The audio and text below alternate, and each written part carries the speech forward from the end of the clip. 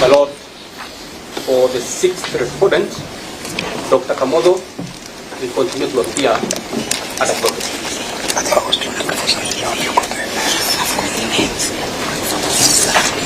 Yeah. No. Given is not part of our team. I just wanted the Deputy President team of lawyers.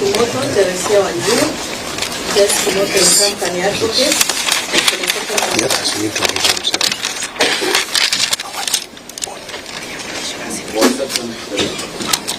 Petition.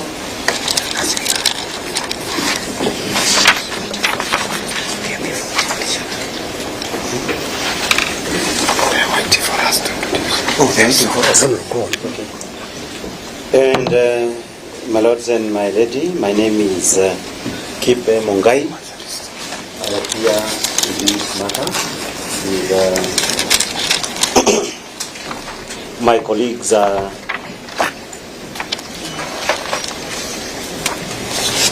Mr. Muge for the and Mr. Ndegwa in petition number Kirinyaga Kerugoya, I believe it's Kerugoya 5015 for the petitioners. Mr. We consolidated and we came up with a new lineup of the party. I didn't take the notes, but I'm in some of the petitions. The person who took the notes is not here. Yes. And I've not seen any order to indicate now that list so that I can know.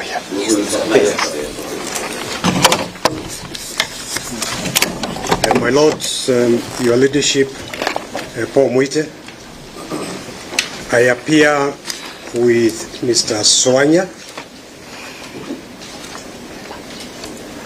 George Sekimpa, and Tom Macharia for the Deputy President of the Republic of Kenya in the consolidated petition and in any other petition where he is a party. Thank you.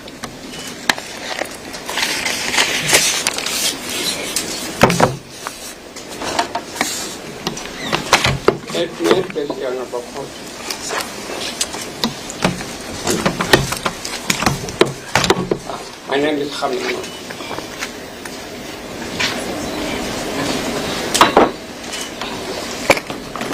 I appear for Procedural.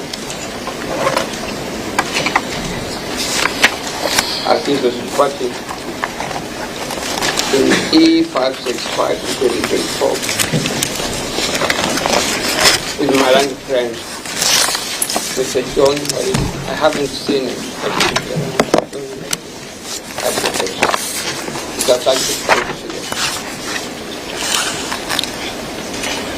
And then I also appear for myself. You understand? That's Good afternoon, your my lady and my lords. For the third petitioner, my name is Muge.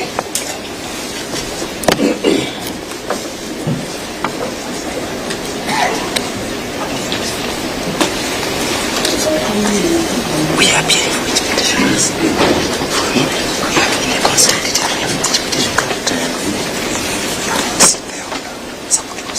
May it please you, my lady and my lords, my name is Nelson Harvey. I appear for the interested party, the Law Society of Kenya, together with my two colleagues, Osea Manwa and Kevin Mechuke. We are all present. Osea Manwa and Kevin Mechuke. The man behind the cameras.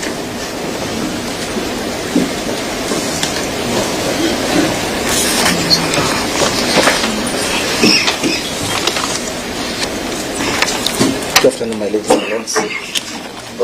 Maybe perhaps for guidance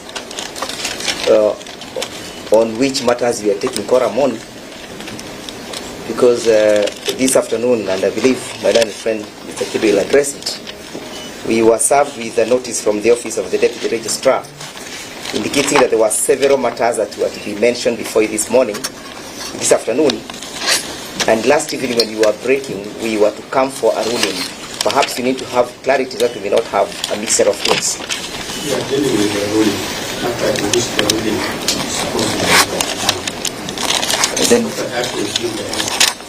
then if that's the case, therefore, then it means there are some advocates who have gotten on record for quorum who did not participate or they are not parties in these particular proceedings.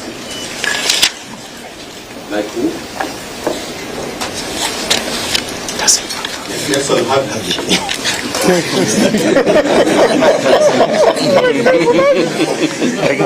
Lord, Lady, we have asked Negwanjiru to spend some little time with his newly wedded wife. But doesn't drink the drink. There is no harm in I appearing on record. before we read the ruling.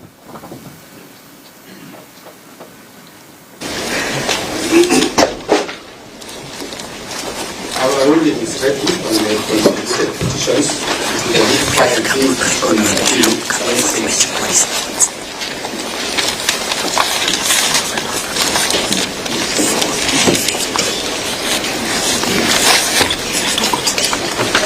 We have set out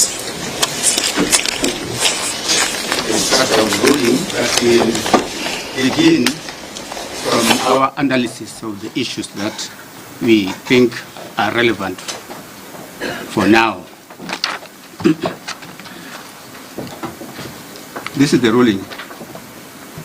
Having carefully considered the pleadings, submissions, and evidence of record, we consider the following issues arising for determination. 1, what are the prevailing constitutional and statutory interpretation methods?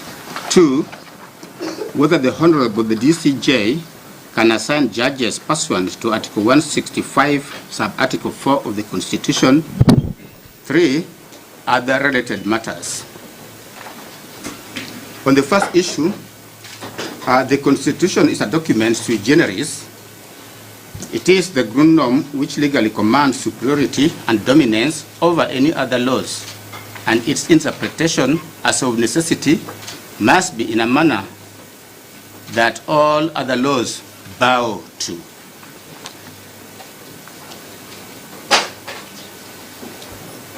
The court in S versus Atchison, 1991, captured the centrality of the Constitution as follows. The Constitution of a nation is not simply a statute which mechanically defines the structure of government and the relationship between the government and the governed. It is a mirror reflecting the national soul, the identification of ideals and aspirations of a nation, the articulation of the values bonding its people and disciplining its government. The spirit and tenor of the Constitution must therefore preside and permeate the process of judicial interpretation and judicial discretion. In the matter before the court, the High Court has once again been called upon to address the issue as to whether the Honorable the Deputy Chief Justice of the Republic of Kenya, whom we refer to herein as the DCJ, can exercise the power of assigning and empaneling expanded benches of the High Court. As such, the interlink between Articles 161 sub-Article 2 and Article 163 sub-Article 1 and Article 165 sub-Article 4 of the Constitution itself provides for its own theory of interpretation. That is in Article 20 sub-Article 4 and Article 259 sub-Article 1. Article 20 sub-Article 4 requires courts, while interpreting the Bill of Rights, to promote the values that underlie an open and democratic society based on human dignity, equality, equity, and freedom, and the spirit, purport, and the objects of the Bill of Rights. Article 259 sub-Article 1 commands courts to interpret the Constitution in a manner that promotes its purposes, values, principles, advances, and rule of law, human rights and fundamental freedoms in the Bill of Rights, permits the development of the law, and contributes to good governance.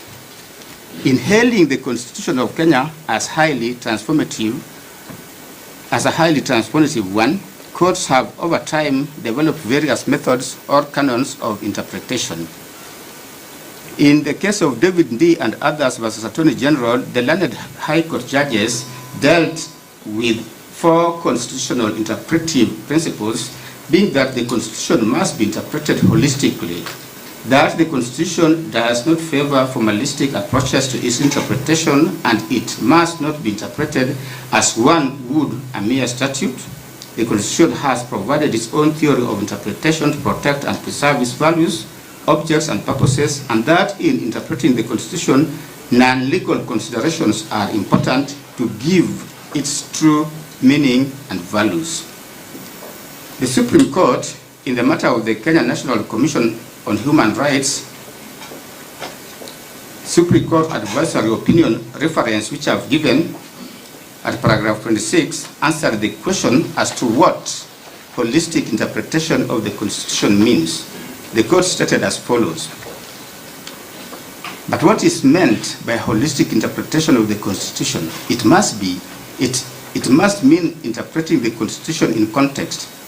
It is contextual analysis of a constitutional provision, reading it alongside and against other provisions, so as to maintain a rational explication of what the Constitution must be taken to mean in the light of the history of the issues in dispute and of the prevailing circumstances.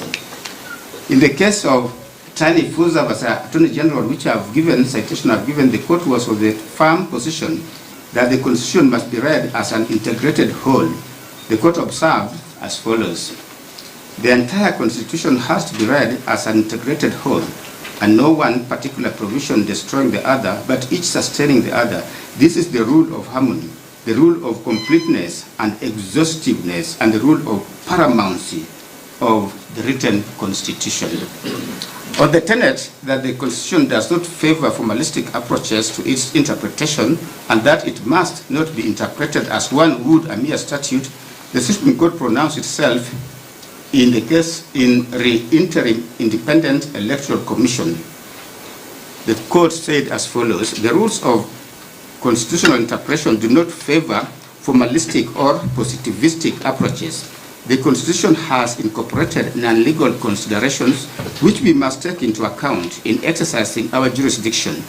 The Constitution has a most modern Bill of Rights that envisions a human rights-based and social justice-oriented state and society. The values and principles articulated in the preamble, in Article 10, in Chapter 6, and in various provisions reflect historical, economic, social, cultural, and political realities and aspirations that are critical in building a robust, patriotic, and indigenous jurisprudence for Kenya. Article 159, sub-article 1 states that judicial authority is derived from the people. That authority must be reflected in the decisions made by the courts. Close quote. In expounding the principle that the Constitution has provided its own theory of interpretation to protect and preserve its values, objects, and purposes, the retired Chief Justice, His Lordship Honorable Mutunga, had the following to say in his concurring opinion in the Speaker of the Senate and another versus Attorney General. The Honorable Chief Justice then had this to say: in both my respective dissenting and concurring opinions in the matter of principle of gender representation in the National Assembly and Senate, I argued that both the Constitution 2010 and the Supreme Court Act 2011 both provide comprehensive interpretive frameworks upon which fundamental hooks, pillars, and solid foundations for the interpretation of our Constitution shall be based. In both opinions, I provided the interpretive coordinates that should guide our jurisprudential journey as we identify the core provisions of our Constitution, understand its content, and determine its intended effect. He proceeded to say more, which I have included, but I will not read. The Supreme Court also expounded the incorporation of non-legal considerations and their importance in constitutional interpretation. In the case Communications Commission of Kenya and 5 others versus Rural Media Services, at paragraph 356, the court said this: we revisit once again the critical theory of constitutional interpretation and relate it to the emerging human rights jurisprudence based on Chapter 4, the Bill of Rights of our Constitution. The fundamental right in question in this case is the freedom and the independence of the media. We have taken this opportunity to illustrate how historical, economic, social, cultural, and political content is fundamentally critical in discerning the various provisions of the Constitution that pronounce on its theory of interpretation. A brief narrative of the historical, economic, social, cultural, and political backgrounds to Articles 4, Sub-Article 2, Article 33, Article 34, and Article 35 of the Constitution has been given above in paragraphs 145 and 146.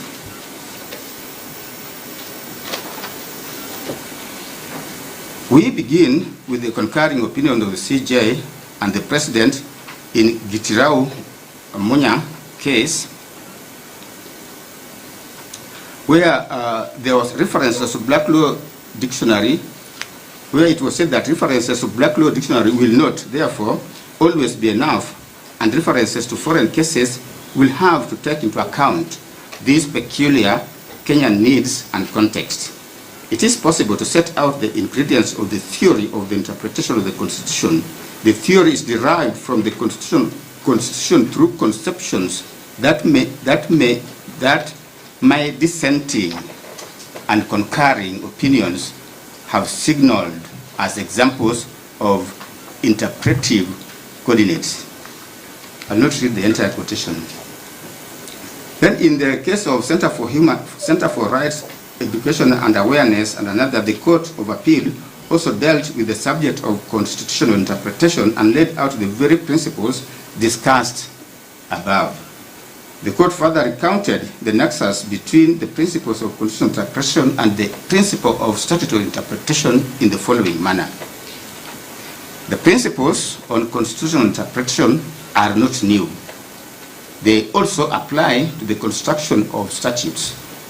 There are other important principles which apply to the constructions of statutes, which, in my view, also apply to the construction of a constitution, such as presumption against absurdity, meaning that a court should avoid a construction that produces an absurd result, the presumption against unworkable or impracticable result, meaning that a court should find against a construction which produces unworkable or impracticable result, presumption against an anomalous or illogical result, meaning that the court should find against a construction that creates an anomaly or otherwise produces an irrational or illogical result, and the presumption against artificial result, meaning that a court should find against a construction that produces artificial result, and lastly, the principle that the law should serve public interest, meaning that the court should strive to avoid adopting a construction which is in any way adverse to public interest, economic, social, and political or otherwise. The court, as an independent arbiter of the Constitution, has fidelity to the Constitution and has to be guided by the letter and spirit of the Constitution. On our part, we wish to re-emphasize that the Constitution directs that it shall be interpreted in line with the doctrine of living constitutionalism. The doctrine holds that a constitution is a living document meant to evolve over time to reflect societal changes, contemporary realities, and shifting values. It further recognizes that the law is dynamic and adaptable to evolving circumstances, often encapsulated in the maxim that, in quote, the law is always speaking. It underscores the constitutional provisions as not static or frozen in time, but must be understood as applying to current circumstances regardless of their original context. This interpretive approach ensures that the Constitution remains relevant and effective in guiding the governance and legal framework of a modern dynamic society. Moreover, the doctrine that the law is always speaking aligns with the purposive approach to constitutional interpretation as endorsed by courts in various jurisdictions. Under this approach, courts are required to interpret constitutional provisions in a way that gives effect to their underlying purpose and objectives, rather than adhering to a rigid or literal reading. Further, courts have emphasized the need for a flexible and forward-looking interpretation of the Constitution to meet the needs of a modern state. With the above interpretive principles in mind, we will now deal with other issues posed in the application under consideration.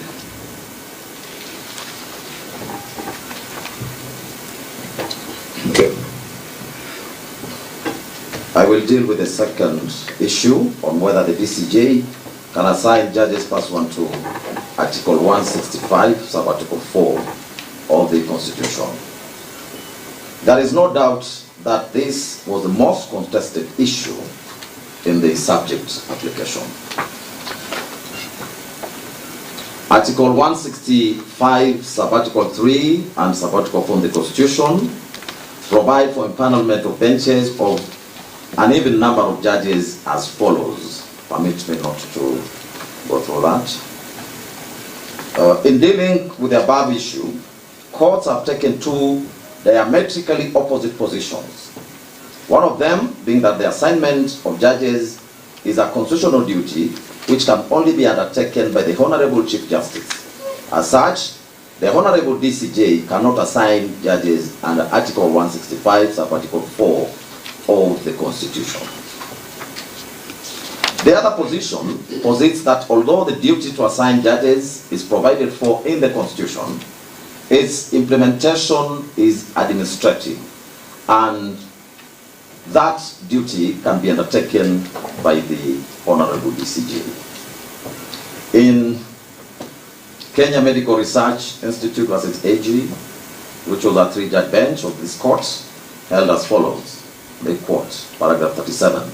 Therefore, by empaneling this bench, the Chief Justice was carrying out his constitutional mandate as opposed to similar functions under the former Constitution, which were hinged on the constitutional provisions and were merely administrative. End of quote.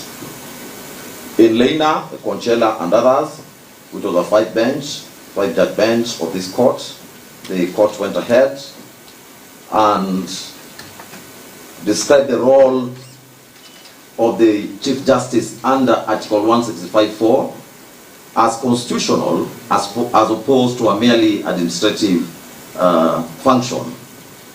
It also said it is our view that a constitutional mandate of the CJ can be judicial, administrative, or political, and the current Constitution does not indeed state that the Chief Justice is the head of the judiciary which embodies all these functions.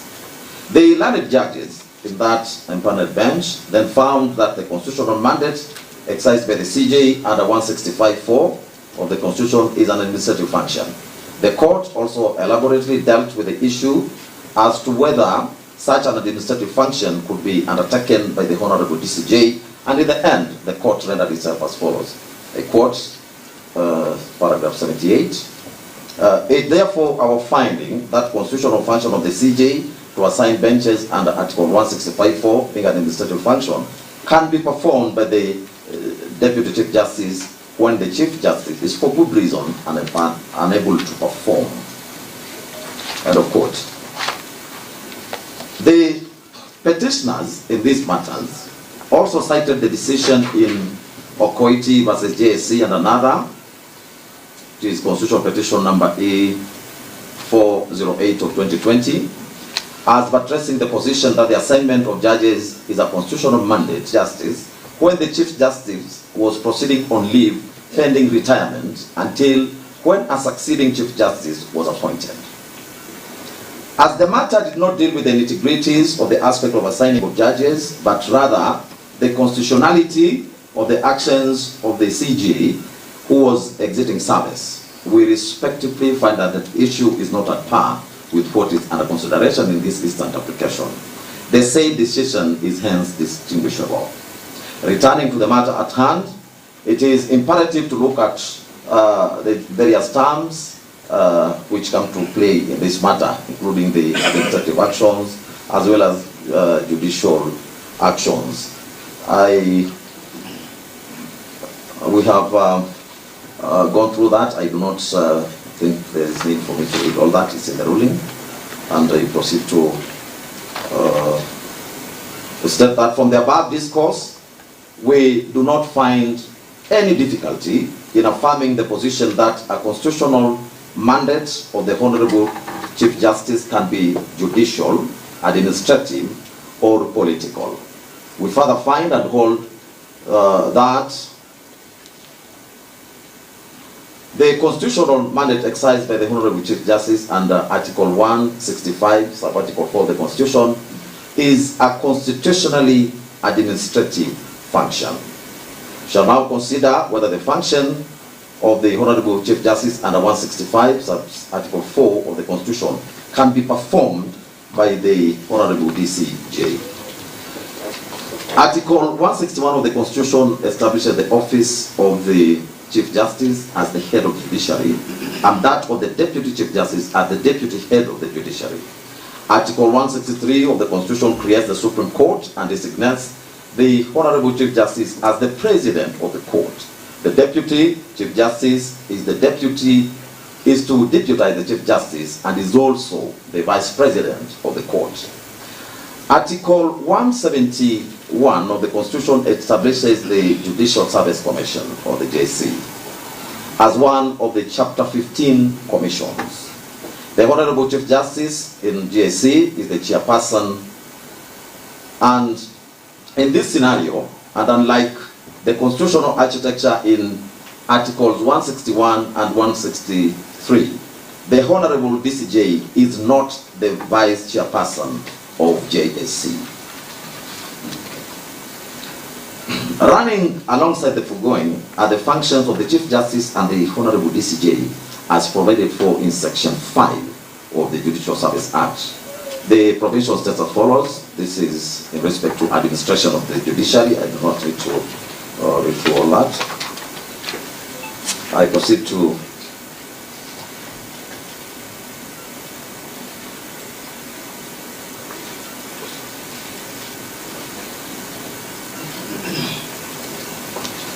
say that the decision in Lena Conchela also dealt with the definitions and various types of deputies, and ultimately rendered itself in the following manner.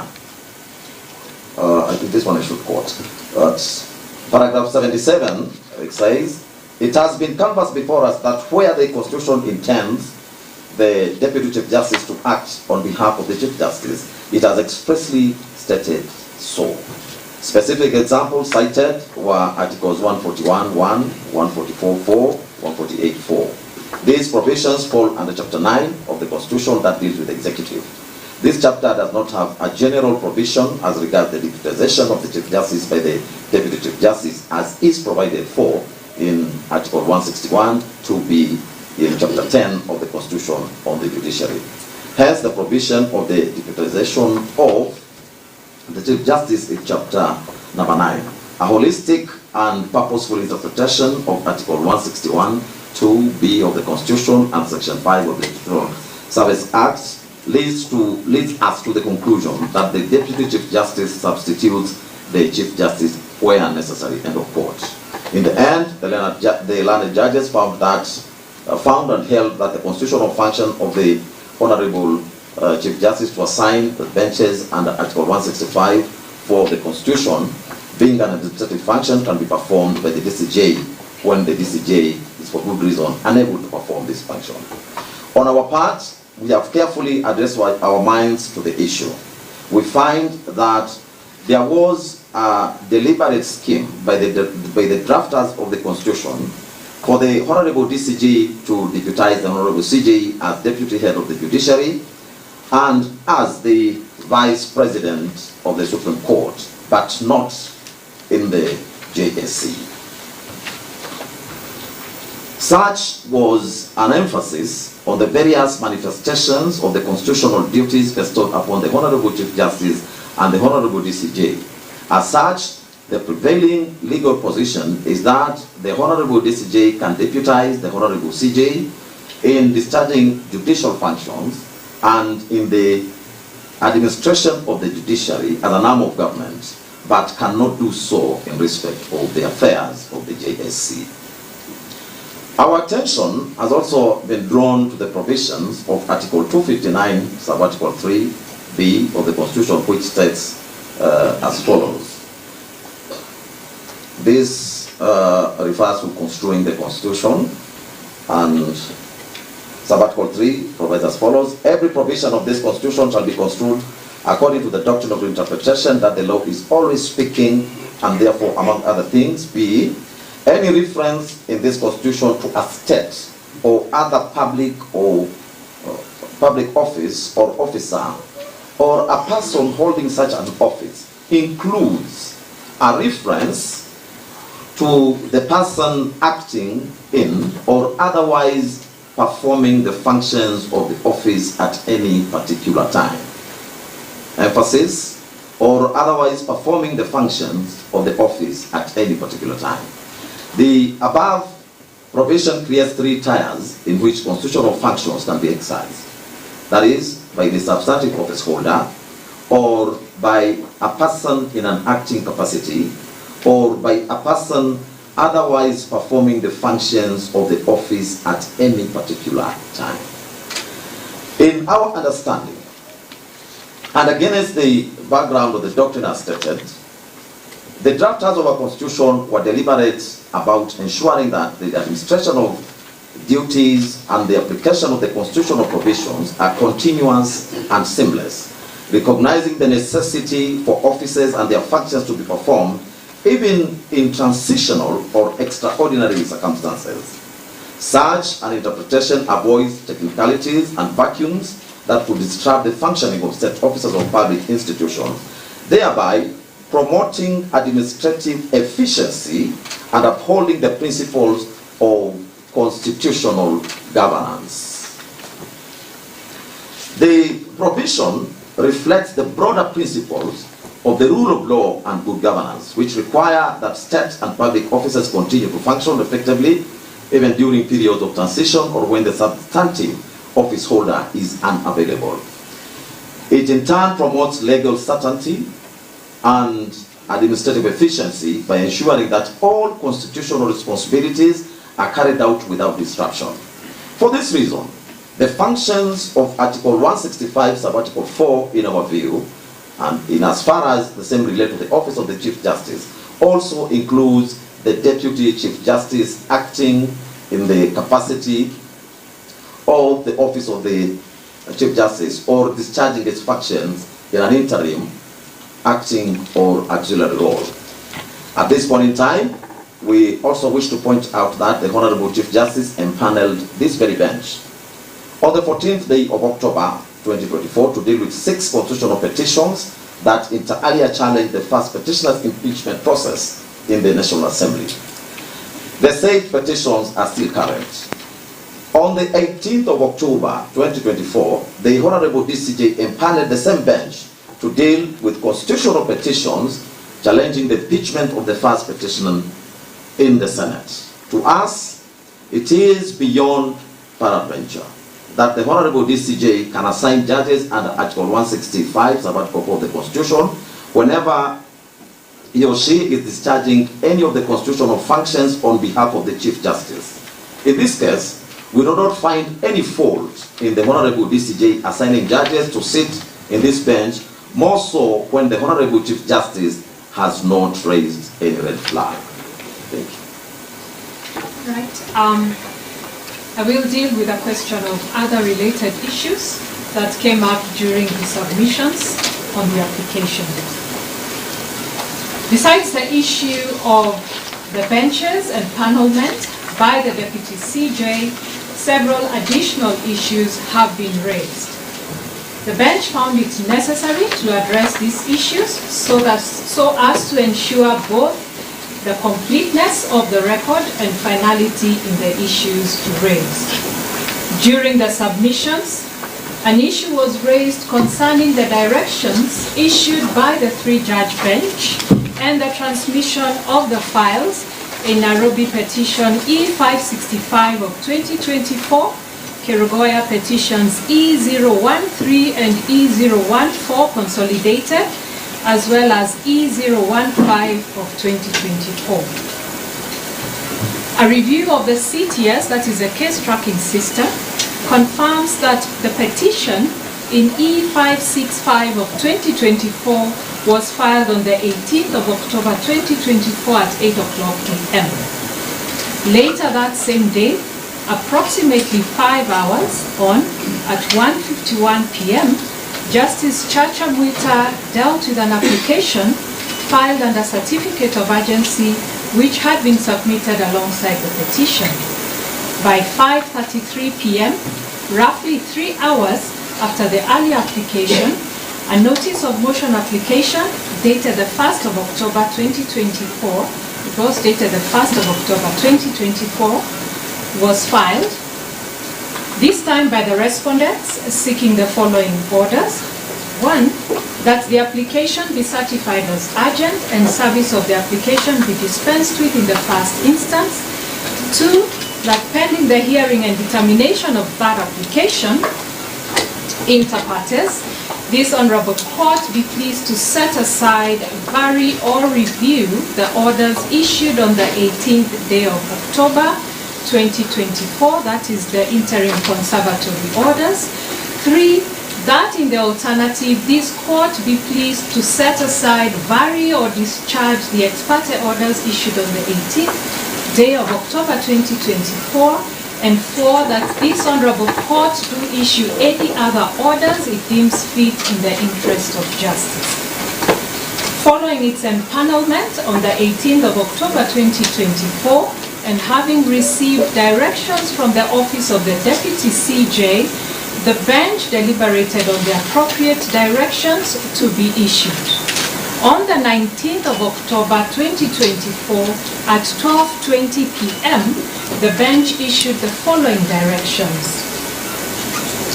That in light of the urgency of the matter and the weighty issues raised therein, we direct that the application be served and responded to forthwith for hearing inter partes on Tuesday the 22nd of October 2024 at 11 a.m. in open court number 18. Petition E013, on the other hand, was filed on the 25th of September 2024 at 8:33 p.m., while petition E014 was filed on the 2nd of October 2024 at 7:07 p.m., both way past official working hours of the court. The CTS will further show that an application in E014 was filed on the 30th of September 2024 and directions were issued on the very same day, although the matter was not certified as urgent. Subsequent directions and a ruling issued on the 11th of October 2024 resulted in the consolidation of petitions E013 and E014, followed by an order for empanelment. As the record on CTS will further show, the directions issued by the court in E014 of 2024, which were issued on the 2nd of October 2024, were again issued at 6:22 p.m., which is outside of what one would call the routine working hours of the court. This was due to the urgency demonstrated in the application, which sought directions regarding the then ongoing public participation process. The bench takes great exception to the petitioner applicant's conduct that when favorable to them, issues of orders issued outside of what one would refer to as the normal working hours of the court raise no concern. However, When the court acts in an instance where it has been moved by any other party and likewise proceeds to deal with an application at hand, the applicants show their indignation. Moving to petition E015, the CTS again would show that the same was filed on the 18th of October 2024, and once again following the directions issued by the court, this bench was empaneled on the 18th of October 2024 to hear all the three petitions, that is E565 of 2024, E013, E014, and E015, all of 2024. From this sequence of events, it is notable that the interaction between council and the courts on an almost real-time basis is not novel, and is in fact a practice that councils are well familiar with. The CTS enables both council and the court to operate in real time, transcending traditional time limitations.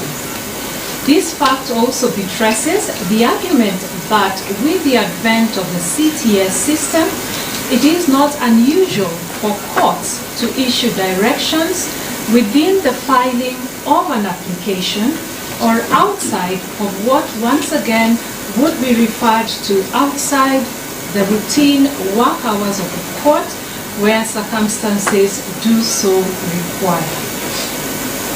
Moreover, in raising the issue of improper seating, the applicants omitted a crucial fact, which was that the court had been moved by the respondents in petitions E565 of 2024 and E015 of 2024.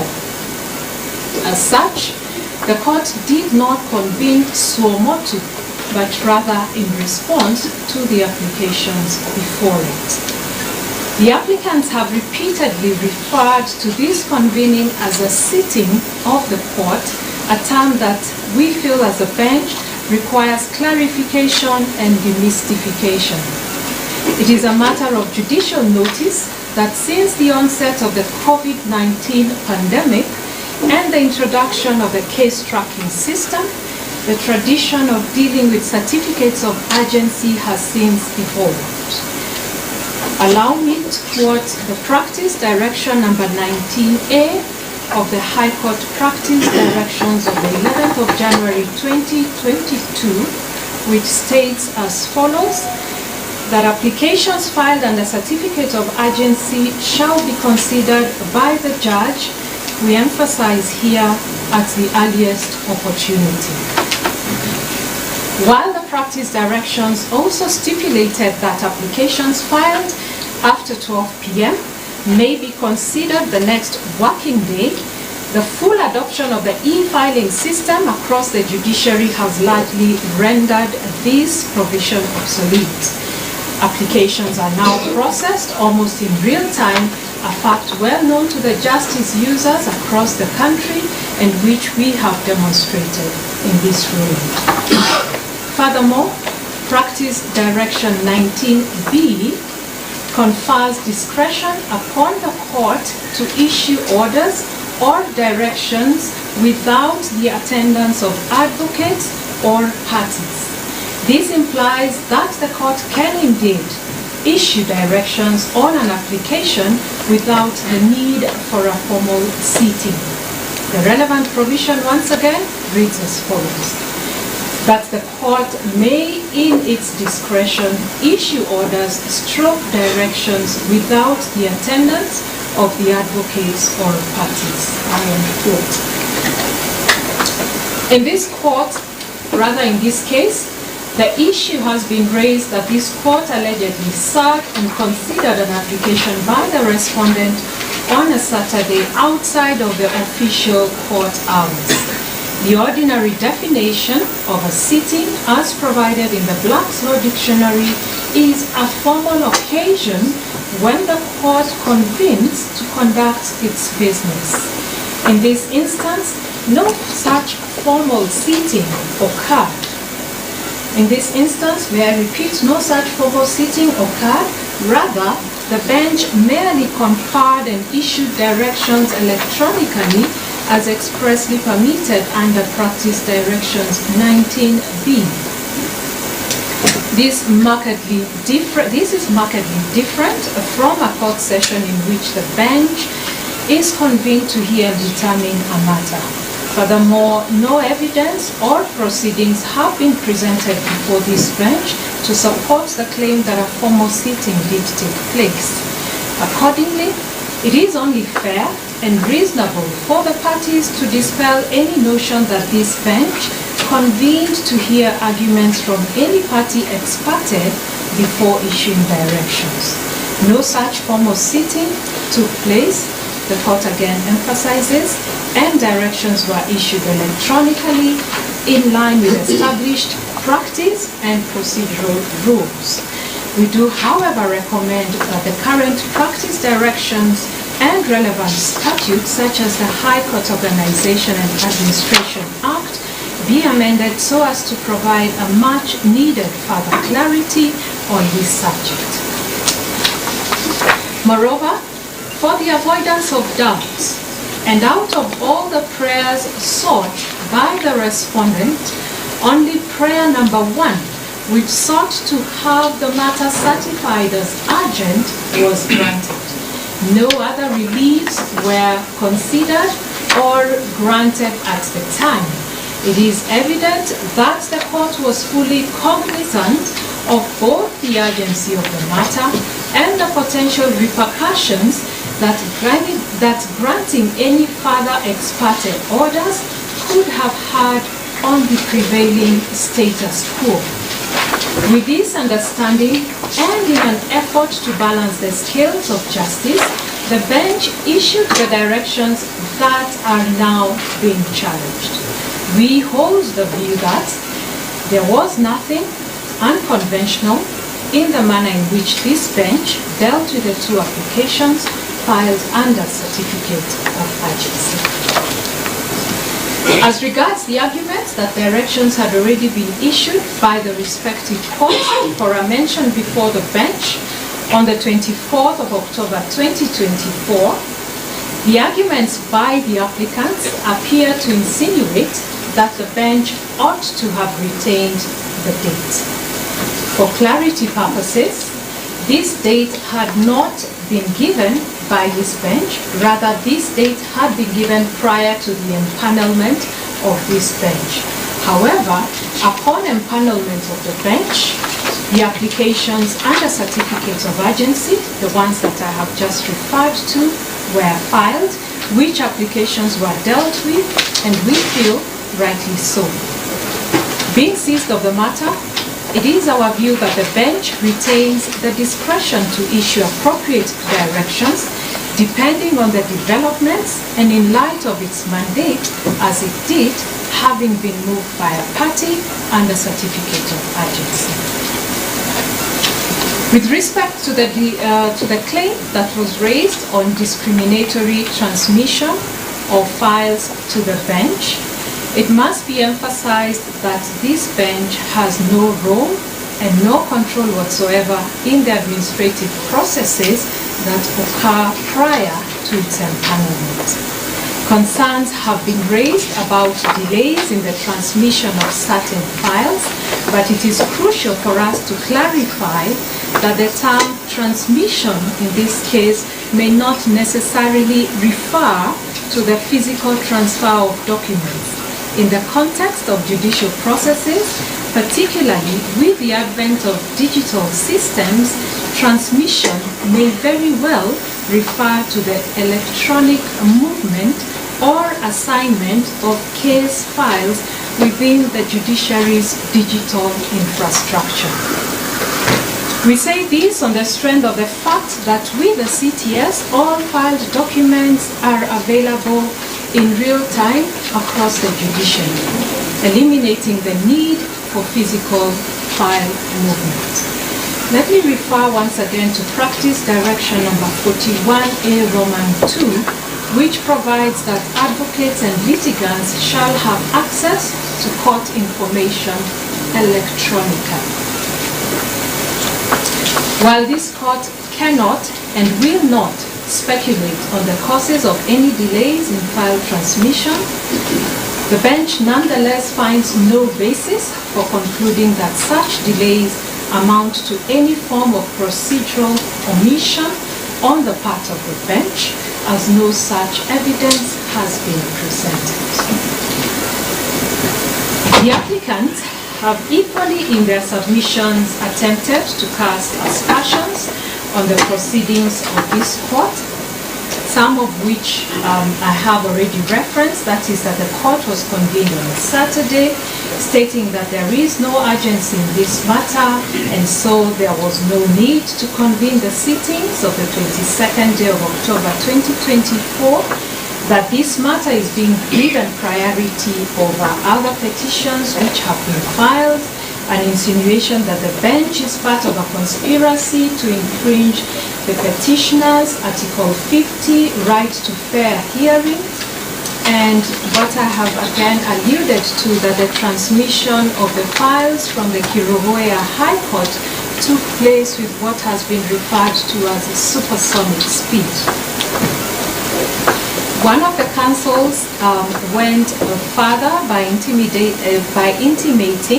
that an exercise akin to the radical surgery may well be forthcoming, a statement which the bench, with tremendous respect, perceives as a veiled attempt at intimidation. The bench feels that such remarks are regrettable and wholly inappropriate. This bench remains firm in its duty and will not be swayed or influenced by any form of intimidation, regardless of its source.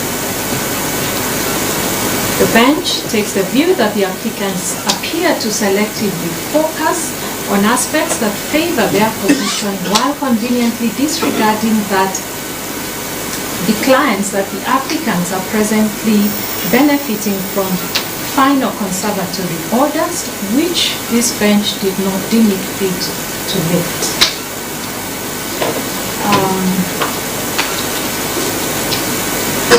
Despite having obtained final conservatory orders, as the court has already observed, it is now apparent that the applicants no longer perceive the urgency in this matter. Instead, they seek to cast aspersions on this court for addressing the matter with the necessary expedition. Such conduct is contradictory and undermines the very urgency that the applicants had initially invoked. The bench notes that the issues raised in this petitions have on various occasions and before different judges consistently been certified as urgent and as involving substantive constitutional questions. This underscores the gravity and significance of the matters at hand. One of the counsels again insinuated that this bench is part of a conspiracy to violate the petitioner's right to a fair hearing under Article 50 of the Constitution. The bench finds that these submissions are without any foundation and wholly without merit. This court has not issued any rulings or directions that would suggest such an intention. It is apparent that this argument was made for the sake of the gallery, and we find it unnecessary to therefore address it further, save to reaffirm that this court remains fully committed to upholding the Constitution and the rule of law. In conclusion, we do find and hold that the accusations made by the applicants against this bench are entirely without merit. On this link, the last part of the link is whether the matter raises issues of public interest which require expeditious disposition of the petitions. The applicants have urged that the applications before the court are not urgent and have loudly wondered why it was necessary to give directions for hearing of the applications on the 22nd day of October 2024. In response, the bench quotes Article 131, which establishes the office of the President and the office of the Deputy President, and also we have cited Article 147 with regards to the functions of the Deputy President, just to lay context. And the context is this, according to the bench, that the first petitioner has been impeached under Article 145 of the Constitution, marking the first instance of such an event in Kenya's history. The impeachment of the said petitioner has undoubtedly garnered significant public interest, and these court proceedings represent a direct challenge to that impeachment. It goes without saying that these legal proceedings are of paramount concern to the citizens of this country. To suggest, as the applicants have, that this matter lacks urgency and does not warrant prompt adjudication is disingenuous and dismissive of its far-reaching implications. We have taken the liberty to define the term public interest in the Black's Law Dictionary, and you will also find the Supreme Court of Kenya's definition of public interest in the case of Stewart versus Roscoe, which permit me not to get into. Safe to say that from the foregoing, a matter is of public interest if the holding on law affects a considerable number of people in society, if the holding in law involves government and or government agencies, if a determination of law affects the proper functioning of public institutions of governance or of the court's scope for dispensing redress, and if the holding of law affects the mode of discharge of duty by public officers. These proceedings, in our view, as the bench, raise enormous public interest, and it is in the interest of the public that these proceedings are heard and finalized most expeditiously. Therefore, the aspersions cast by the applicants concerning the directions for the hearing of the applications before the court on the 22nd day of October 2024, in our view, lack basis and they are dismissed. Thank you. This position, having carefully considered the application, we are satisfied that the prayer sought herein must fail. Nonetheless, as indicated in our ruling, there is a pressing need for a clear practice directions regarding the procedure and process for handling virtual and online directions and proceedings. We commend the applicants as this application has illuminated the necessity for such guidelines and made the issue more apparent. As such, we hereby direct the Honorable Deputy Registrar of this division to transmit a copy of this ruling to the Honorable Chief Justice. Before we conclude, the bench wishes to once again emphasize its unwavering commitment to objective neutrality in this matter. We assure all parties that their right to a fair hearing remains fully safeguarded. The bench, acting in fidelity to its oath of office and in strict adherence to the dictates of the Constitution, remains resolutely committed to the fair and just determination of the issues before it. Finally, the application dated 22nd of October 2024 is disallowed with cause in the course. Leave to appeal is hereby granted. Certified copies of these proceedings and rulings shall be availed upon payment of the requisite court fees as the case may be. That's the ruling of the court. Much obliged, my lord. My lord, on behalf of the petitioners, we have listened to the ruling. We have got no problem with the feasibility of it one way or the other. We leave it to our clients the decision on whether or not they will appeal the ruling, largely because of a number of instances where words have been put into the mouths of the petitioners that were never uttered.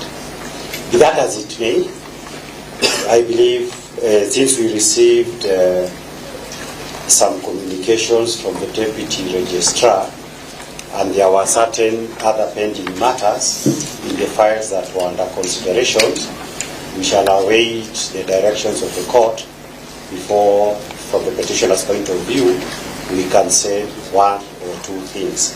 I do not know whether, at this instance, my learned senior, Honorable Muite, has anything to add.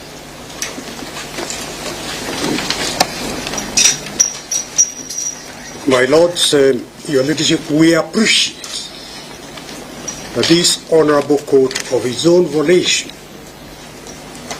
has granted leave to appeal.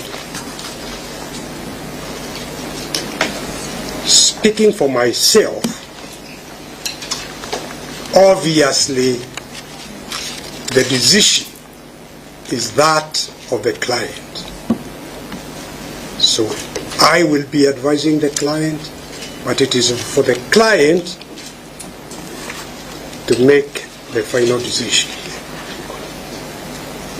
But in fairness to me as counsel and other counsel on this bench, I will certainly be seeking to persuade my client to appeal. One issue of accusing counsel to have been talking to the gallery, that is not something that should be left on the record of this court. It is damaging to counsel, and that is an issue that definitely needs to be taken out of the record of this court by the Court of Appeal. It was a very unfair accusation. Thank you. May it please the court, on behalf of the respondents, we thank you for the timely nature of the delivery of that ruling to allow this matter to proceed.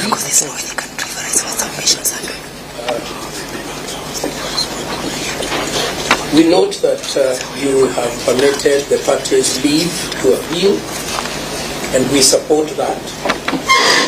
The respondents support a fair resolution of this dispute in accordance with the law, and therefore we would not oppose their right to appeal. Having said that, however, and in reference to my learned friend, Mr. Stephen Mundai, who has alluded to other petitions pending before court, it is the respondent's position that we should exhaust all matters today relating to the matter that has been called out by your clerk or your legal assistant. I apologize to the lady, so that we may exhaust that, after which the court will give directions on any other matter that may be before you or may be anticipated to come before you. Thank you. My Lord, my lady, on behalf of the National Assembly, I wish to express our gratitude for the very clear ruling that the court has delivered this afternoon.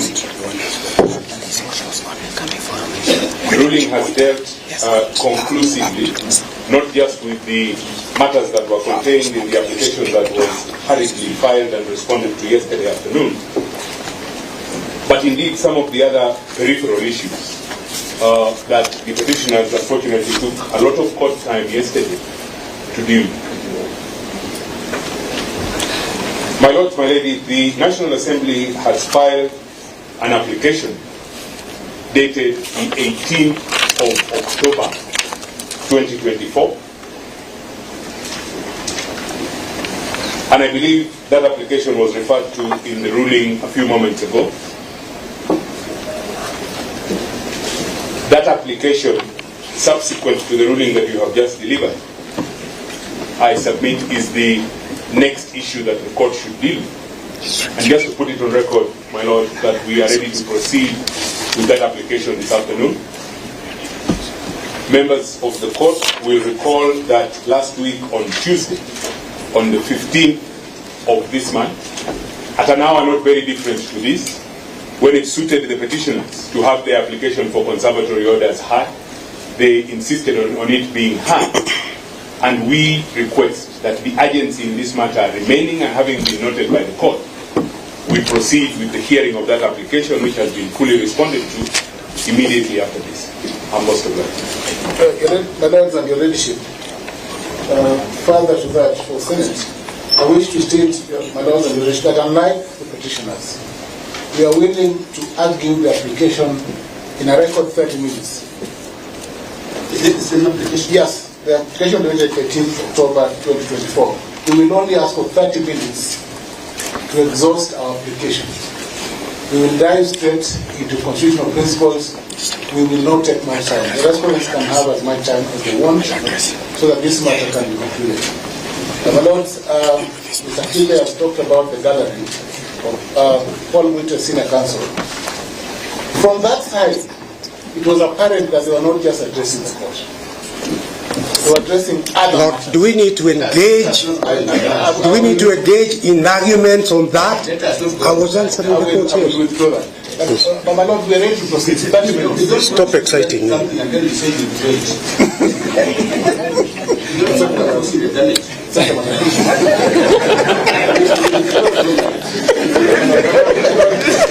I will withdraw the remark that the petitioners are addressing the public gallery today.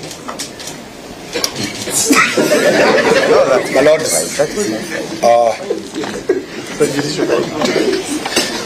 my lords, with your permission, my lady, yesterday we were barred from being part of these proceedings. We have seen communication that we are now legally here. We have stopped mourning. Could we be allowed officially by these files being called so that we are together? We still feel that we are excluded when we are before you. Our files, there is petition 5, E570, E550, E541, E572 that are supposed to be before you. That's, we complained to the CJ in the morning, and the CJ has directed we appear here and be part of this mosaic. Kindly, let us be part of it. Your Lordship, equally, I rise as the advocate appearing in E509 and associate myself with the submissions made by my learned senior counsel, Paul Mwite, and the ones made by my learned friend, Senior Kibe. Your Lordship, to the best of our knowledge, in the matter E015, when we broke yesterday, there was a promise by the court, and the court has kept that promise, that we shall be coming for a ruling of the application that was made. Yesterday I indicated to the court, Your Lordship, that this court was constituted to deal with the consolidated petitions, E522 consolidated, and now E565 consolidated. And we have been issued with the notice that my learned friend Mr. Omari is referring to, that he also seized of 4 other matters: E570, E550, E541, and E572. Your Lordship, the notice that was issued to us indicated that we are coming for a mention in respect to those particular files. I hope the court is in possession of this notice, so that the court may refer to the same. Subsequently to which, Your Lordship, will be seeking your guidance on how we deal with the applications filed therein. For example, pursuant to my client's instructions, we filed an application dated the 22nd of October for the recusal of the bench. We would wish that subsequent to the court addressing and acknowledging that the other files before it, that I get directions on how to dispose of my application, for which, Your Lordship, the application was served. I wish to take directions exclusively and specifically on that particular matter. My lords, may it please you, I hate to interrupt, but this is most unprofessional. We are all counsel of some reasonable experience. We all appreciate, some of them here are very senior advocates, very senior counsel. The file before the court is the only file in which you can make an application. The court cannot make orders in files that are not before it. All these files physically brought to the court are not before court. They will be before court when they are called out by your legal assistant as being available for the court to make orders. We therefore object to this manner of conducting these proceedings. It is our very humble submission that it is yet another attempt to delay the expeditious disposal of this matter. Your Lordship, very briefly. If I may, my Lord. There are matters that you have certified as urgent and that you have identified as being urgent. And I say this with a very heavy heart. My learned colleagues for the petitions have been engaging in this dilatory tactic since yesterday. There are 2 applications before you that are certified as urgent. There are several other matters that have applications that perhaps have not been certified as urgent. Perhaps your Lordships may be kind enough to deal with those urgent applications, and these matters can be dealt with later on. The files may be here, but they are not before the court. Yeah, Your Lordship. Can counsel on this side be heard? Yes. Counsel on that side appears to be taking the whole afternoon. Please. Just speak, Mr. Mute, if you want to be heard, just speak. My Lord, I'm asking for equity of arms. Accord time to counsel on this side to address the court. You also just stand and speak. My Lord, I think for purposes of clarity, yesterday when we started hearing on the issue of validity of the bench, which has now been discussed by the ruling you've read, the question that we wanted was the application for the validity plus the issue to do with the recusal be had together. The understanding of the court and ourselves was that they cannot be dealt with together. So that the second preliminary issues after the issue of the validity of the bench has been disposed of are the 3 pending, are they 3? Actually, I know I'm about to. 3 applications for recusal. Those are preliminary issues and they relate to the same consolidated matters that this court has given a ruling on. That is issue number 1. Issue number 2, my Lord, that is important to be noted.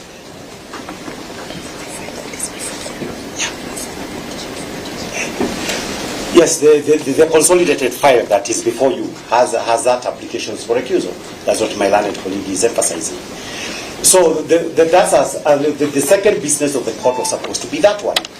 But more importantly, my Lord, so that we do not want to hear these accusations about, oh, somebody is trying to delay this matter. We are the victim, and I reiterate that. For purposes of the petitions before you, we would like this petition had as of yesterday.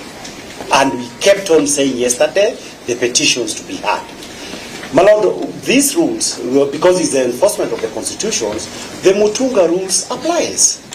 Since the Mutunga rules applies, the applications of the Mutunga rules was everybody was supposed to respond even to the petition to get the matters rolling.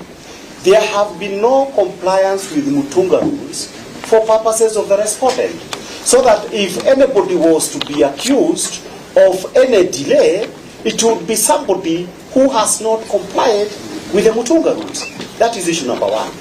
Issue number 2, my Lord, was this, that even for purposes of consolidation, the consolidated matters, some of the advocates led by my colleague, Ms. Kimotho, they were not even served with the applications that the respondents are itchy to have them disposed of. So that, my Lord, because of that mess that was created as of yesterday, and the fact that we do have now a notice talking about these matters. The truth of the matter is, unless we have a situation where some of the advocates in the four matters that were not there yesterday have not even been served with this notice, and I know them. So that unless now we take a fresh date without somebody waiting to say that, oh, this court must discharge orders and we have a swearing in over the weekend, the truth of the matter is we need a clear date where the court ensures everybody who ought to be before you, particularly based on these issues that has been raised courtesy of correspondence with the Chief Justice, is addressed. But somebody to pretend, oh, I want to lift the conservatory order and the other side is delaying, it is unfair. We want the petition heard, and it starts with compliance with the Mutunga rules, which there is no compliance whatsoever by the respondents. So that, my Lord, I beg you that let us not appear now to be saying, oh, somebody is playing to the gallery. Nobody is playing to the gallery. We just want to assert everybody's rights. And these rights are very easy to enforce if the Mutunga rules are going to guide these proceedings. My Lord, I beg you to have the enforcement of that. Your Lordship, I had just wanted to highlight the content of the notice which we received. I think and Your Lordship, Your Lordship, the question that was posed. I will talk about that notice before you speak. My Lord, do I have your permission to address the court? Even if the court wants to talk, you don't want the court to talk. Dr. Camilo, let me address the issue. Oh, I'm sorry. Yes. I apologize. Sorry. I apologize. I think we have made it very clear in the ruling which we have just delivered that the matters before this court are very important to the people of this republic. And you will appreciate that petitions are still being filed throughout Kenya.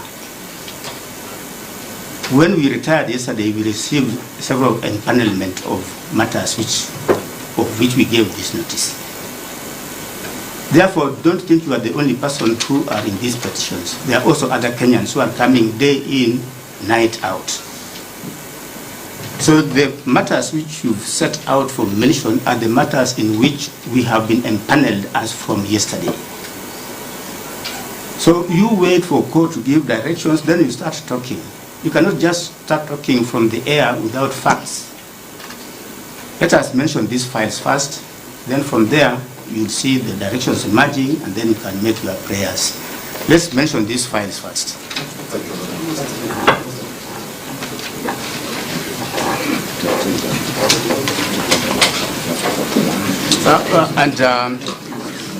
The other clarification is that we have two cohorts of petitions which have been consolidated.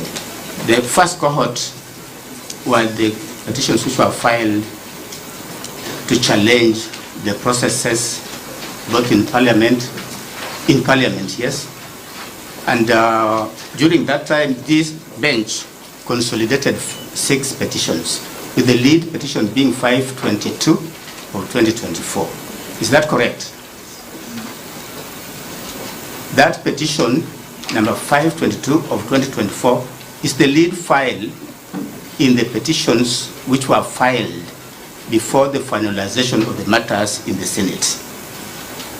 Then, after the proceedings in the Senate, other petitions were filed. And with you, we consolidated all those petitions yesterday. So we have 2 running parallel petitions before the Senate proceedings and after the Senate proceedings.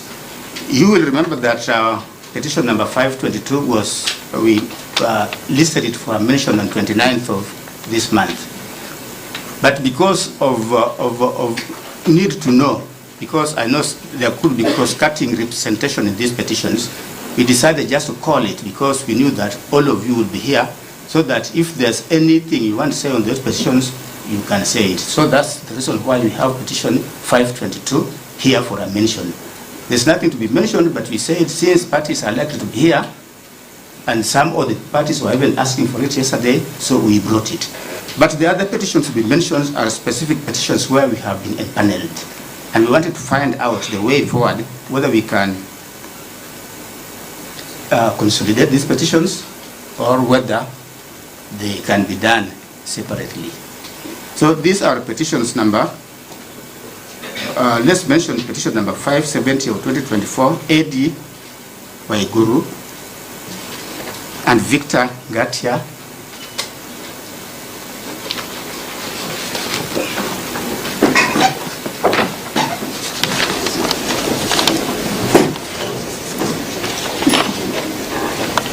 Yes, this petition. Yes. My Lord,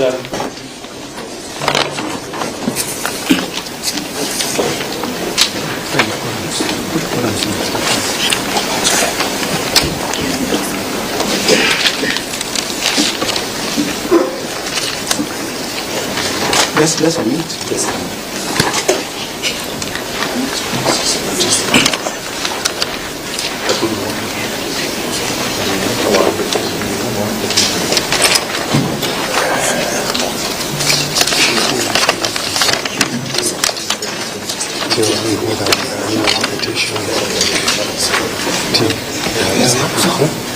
Yes.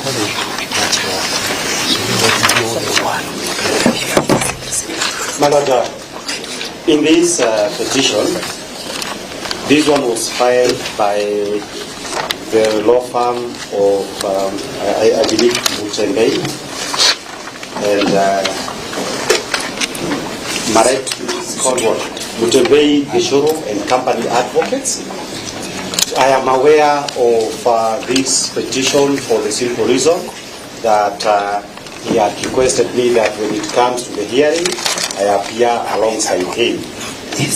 Alongside who? Mr. Mutembei Marete.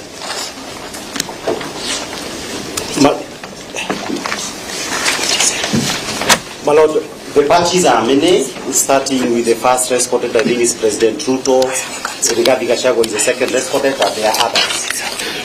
My Lord, for purposes of this petition, it was filed on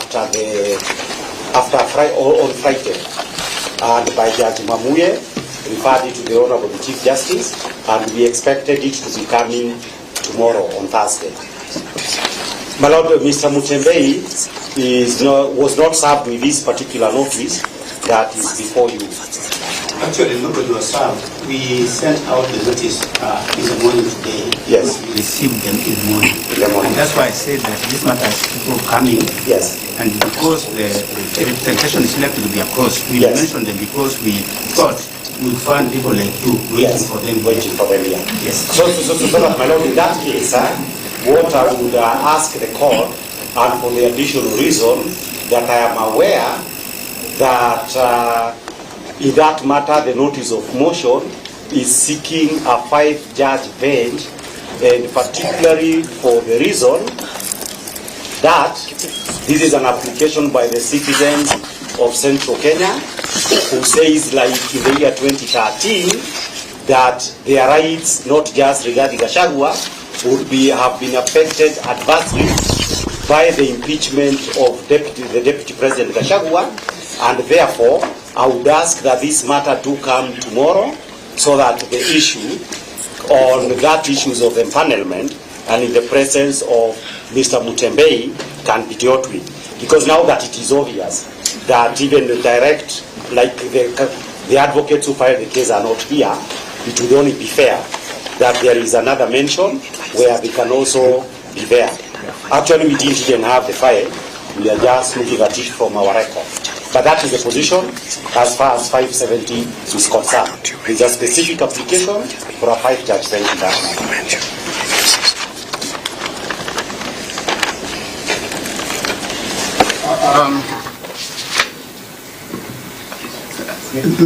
Mr. Kibe. Yes, my Lord. We are beyond that.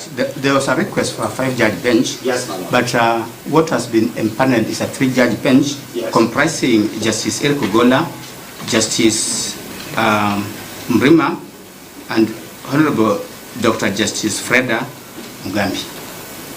So the request for a 5-judge bench, I think it's overtaken by events unless he wants to appeal. Yes. The chances of appeal are very high. For the simple reasons, my Lord, that will become apparent. I believe there must be some mechanical applications to the issues, but now that it arises specifically, that issue will be addressed, and the Chief Justice will have the relevant communications tomorrow morning, while given the nature of the issue that must be dealt with, there must be a 5-judge matter. All benches can be expanded. I believe that is the positions that we are coming from. So without saying specifically that we don't want anyone, all benches are capable of being expanded, particularly bearing in mind, and this is something that a number of the clients that already we are representing, there have been repeated insinuations by our people out there, including Senior Counsel Nasir Abdullahi, that the senior bench is supposed, the 3-judge bench is supposed to do this or the other. We can't help that. This is not coming from the petition. What we'll do is on the we'll mention this matter tomorrow. I'll appreciate. What time, my Lord? At 9. Most of that.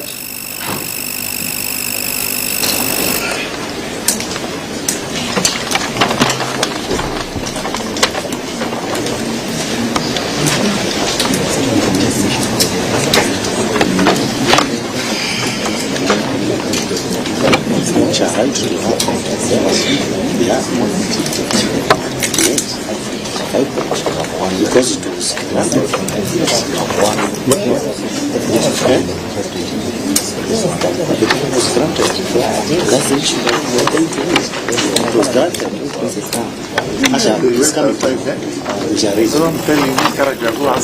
My Lord, in this, most of the people actually here, we have served them, but we shall serve the notice of hearing. The notice of hearing for the mention tomorrow at 9. I thought, my Lord, the 10 would have been in here, because by the time I go to my office, there will be nobody to do some of this. Or probably 11. You know, but the time we spend here means that even if you come at 10, you'll find us here. my Lord, my Lord, what time then do we come tomorrow? The court starts at 9. Yes. You can come at 11. 11, most obliged. My Lord, I am asking, please, in this particular file, that you record my presence together with the other lawyers I mentioned earlier as appearing for the Deputy President, who is the second respondent. This one? Yes. Yes. You didn't stand up with No. Patiently wait. This matter of 570. Yes. If you look at the parties, the Deputy President is the second respondent. So you agree with the directions which you have given? I accept directions of the court. And I will be here tomorrow at 11. Inshallah.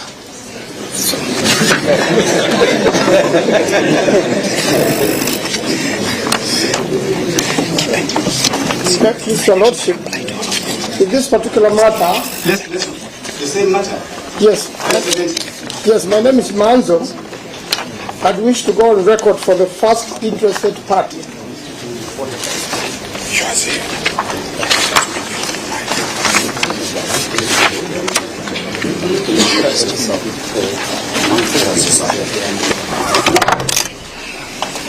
Your Lordship, my lady, may I be placed on record for the second and the fourth interested party?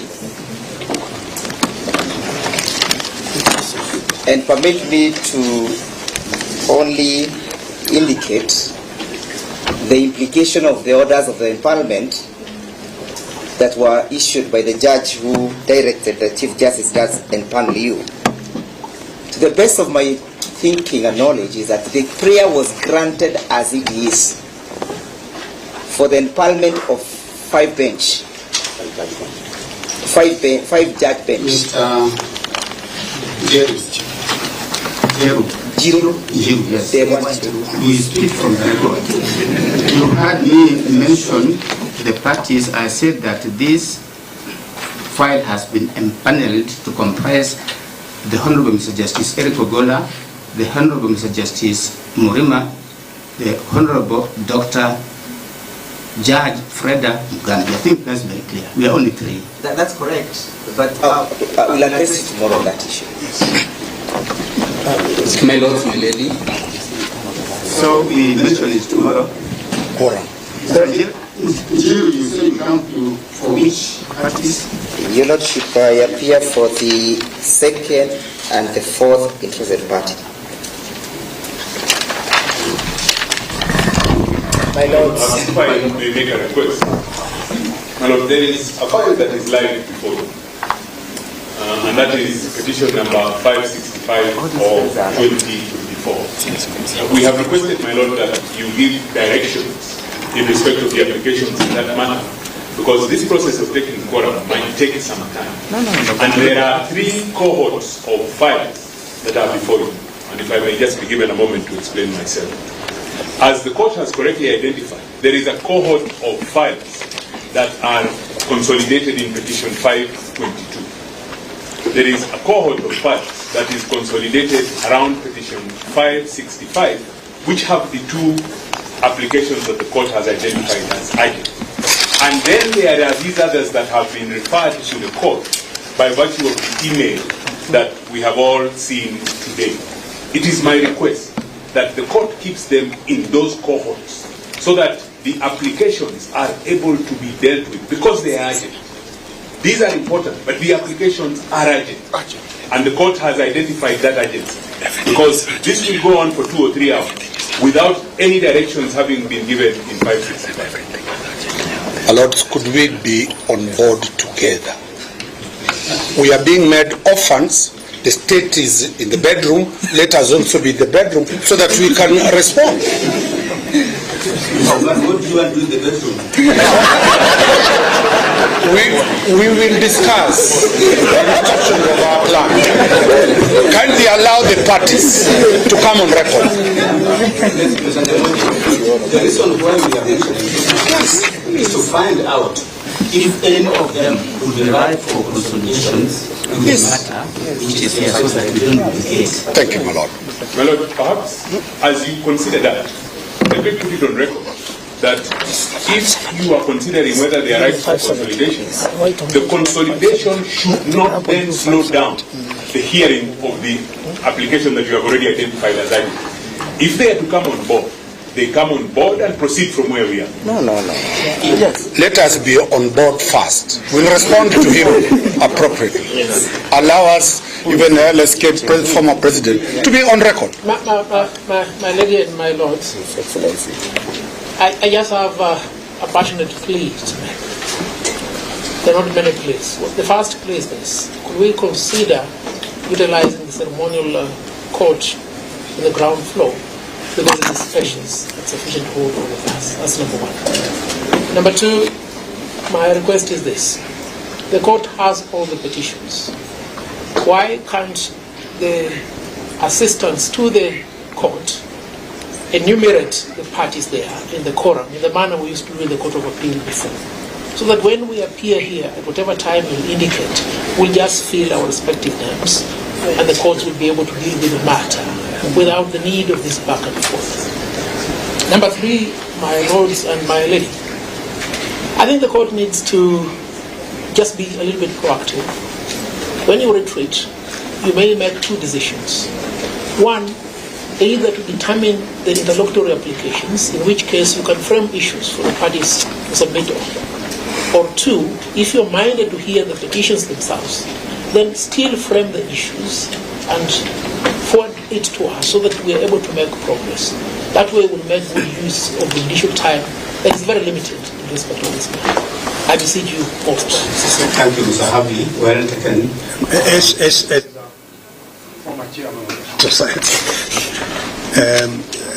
Let me second the first issue and plead that if only for the purposes of everybody getting sufficient oxygen, because we are too crowded and the people want to listen, and the media and the members of the public, if it is possible, let us use the ceremonial hall.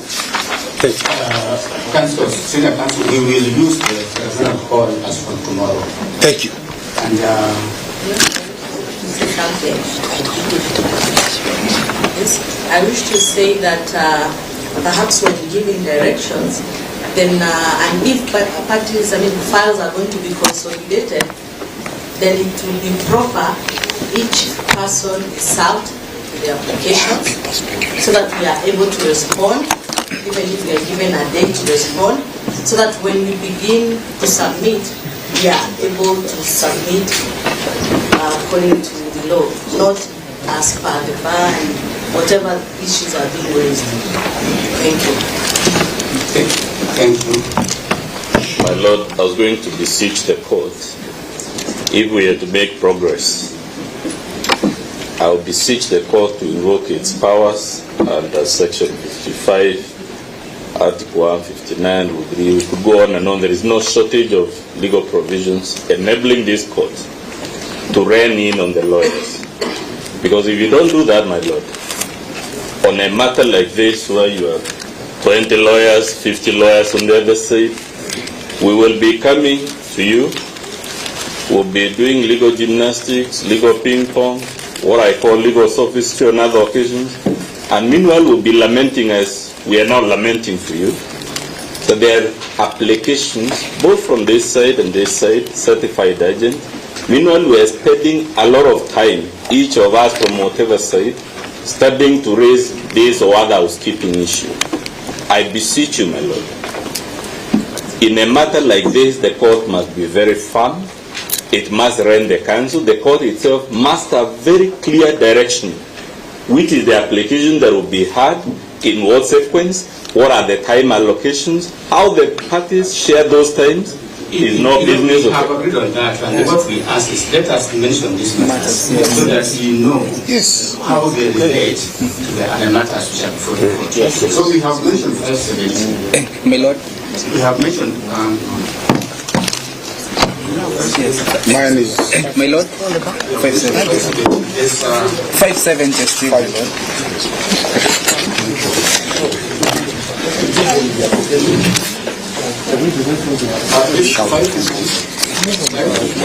In E570,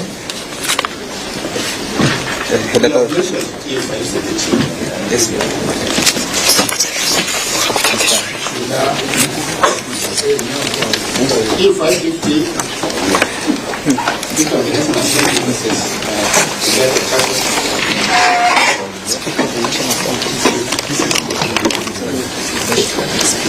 My Lord, this file is already consolidated under the cohort of 522. No, it's not. It is not. It's not. They tell the court. Is it who is the petition? Give it. No, I'm sorry, my Lord. That was not. 550. Who's in 550? 550. Are we in that? No, mine is 5. Are we in 550? My Lord, mine is 572. That's it. 550. Yes, my Lord, in 550. My Lord, with all the unit, we appear for the first respondent. I guess he can tell us who is the advocate who filed it. The petitioner, my Lord, is the former deputy president, my Lord. My Lord, represented by my Lord Senior. My Lord, I appear for the deputy president, not former. He remains in office on the basis of the conservatory orders, and each bench has confirmed weighty issues, which is why we are here. Let's not join the rush. For the first petition. For the first petition. I thank you.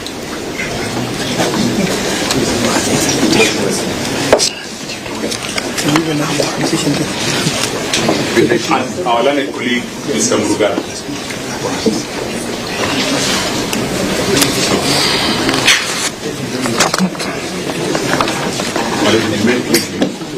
That matter, my name is Mukene. I appear together with Ms. Angie and my senior professor Jenda for the third and fourth respondent.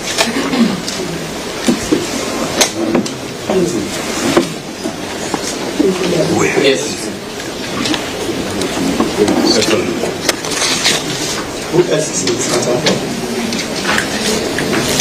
So, for the petition, what are the issues in this matter? And then relevant the petitioner's advocate is here. There are so many files here. The same team of lawyers, including myself, that I gave when we came for the ruling, is appearing for the deputy president this year. Yes. Is it going to be consolidated or is it standalone? It's not one of the ones that we are consolidated, I believe. No. Sorry if I appear. For you to be able to progress, I beseech you to adjourn this matter tomorrow. Go and make directions. You're either hearing the petitions or the applications. Come here so that we have a perspective of all which to progress. Otherwise, we will not progress. We are alive of that fact, Mr. Hart, that it's my advice. No, it is the councils who will be saying that they are hard. Yes.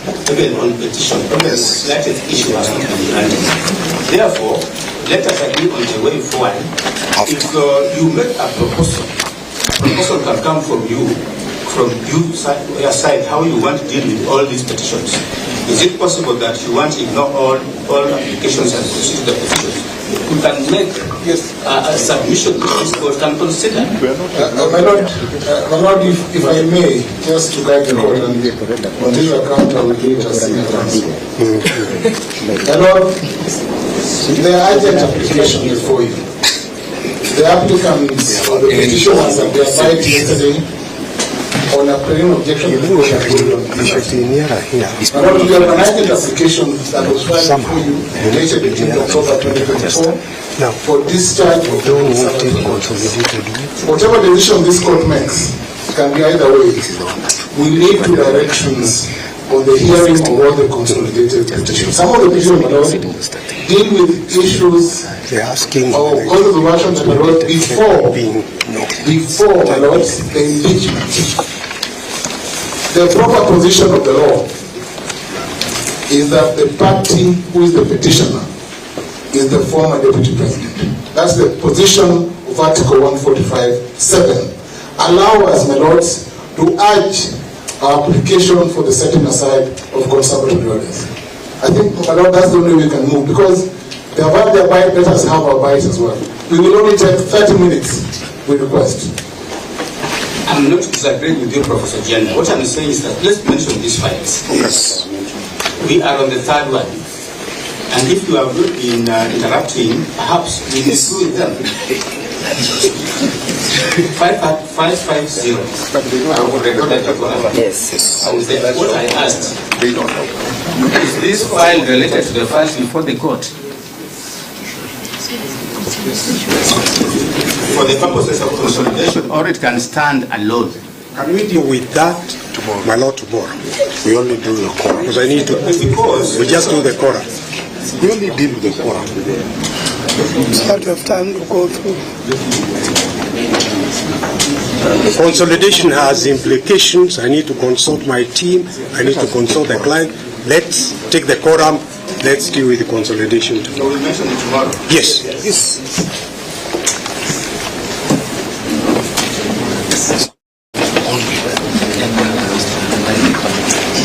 That's why we should have a blanket order before all of them to be mentioned tomorrow.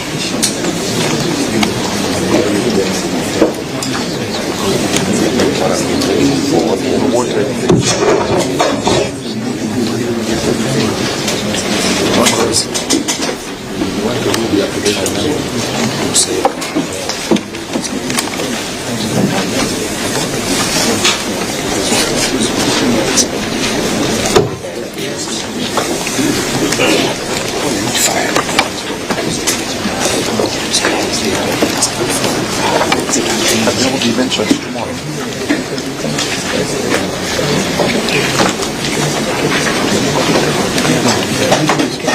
541, Dr. Clarence Eboso. Dr. Clarence Eboso. My lords and my lady, my name is Milimani. I am acting in person, and I am the second petitioner in the matter. The first petitioner, Dr. Clarence Eboso, is online, my lord and my lady, my lords and my lady. And I believe you want to say something. May it please the court. My name is Dr. Clarence Eboso. I'm the first petitioner in E541. The petitioner is between Dr. Clarence Eboso, Ms. Wanjiru Mwangi, versus the Speaker of the National Assembly, the Attorney General, and with the Law Society of Kenya as an interested party. The petition relates to the process of impeachment, particularly in the National Assembly, and seeks orders to quash the proceedings in the National Assembly. The petition has an application which was certified urgent and which sought an injunction against the entire proceedings of impeachment.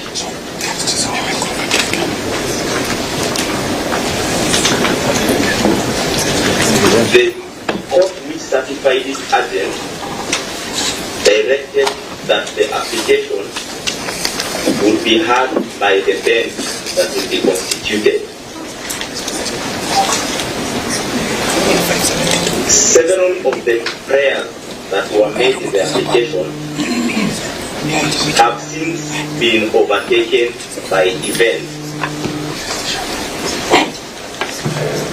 However, the substance of the application sought to conserve the issues as they were, and therefore the conservatory orders that were issued by the court in last week on Friday protected some of the prayers that we had made in the application. Yesterday I pointed out to the court that proceeding with the discussions on the conservatory orders would have prejudiced us, because then we would have lost out without participating. Our prayer would be... It's not taken, Cora. No. We take Cora. He's arguing the application. We are taking so long. Just tell us, Clarence, whether this petition, you want it to stand alone or whether you want it to be consolidated with the petitions for the court. That's where I was going to go. Let's go there, yes. I will be seeking that the petition be consolidated with the petitions relating to both the impeachment process and the filling of the vacancy that arises from impeachment. The reason being, upon filling of any vacancy. Okay, we have had you agreeable to the petition being consolidated with the petitions which are in file number 565 of 2024.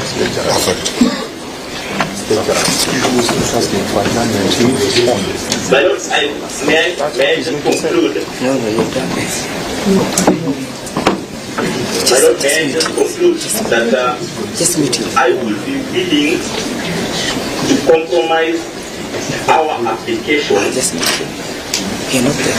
provided that we can be allowed to participate in the applications for conservatory orders that are before the court. My Lord, in the interest alleging dying. With your permission, my Lord, I appear for the first respondent in the matter. You don't agree? Yes. And my Lord, I noted that we didn't come with our file. Is this petition post-Senate proceedings? No, my Lord. It has no relation to the post-Senate. It was filed, my Lord, before. And it has not touched on issues, my Lord, that happened at the Senate. Ordinarily, my Lord, would be opposed. So we mentioned this matter tomorrow, Lord. We mentioned this matter on 29th, where the petition number 522 will be mentioned. Most of likely. My Lord, tomorrow or on the 29th? 29. My Lord. Yes. I'm not sure if the court got the last statement I made. It would be greatly prejudicial to us if the discussions relating to the conservatory orders continue without our participation, because we are essentially raising the same issue in our application. My Lord, I agree. As we filed our application on the 8th of October 2024, before the National Assembly had even made its impeachment, had impeached Deputy Brigadier Gachagua, my Lord. We are acting in person, we are laymen, my Lord, and we are also protected by the same laws, Article 27, Article 47, 48, and 49, and 50, my Lord, for the right to a fair hearing. So we do ask the court does mention our matter tomorrow so that we can articulate the points that we need to. My Lord, I appreciate the fact that the petitioners are appearing in person. My Lord, once the court has made an order, my Lord, the only remedy available to the parties is either to appeal. We have not made any order.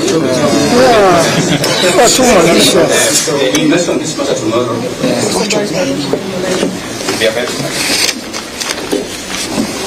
Next one. Interested party. License 562.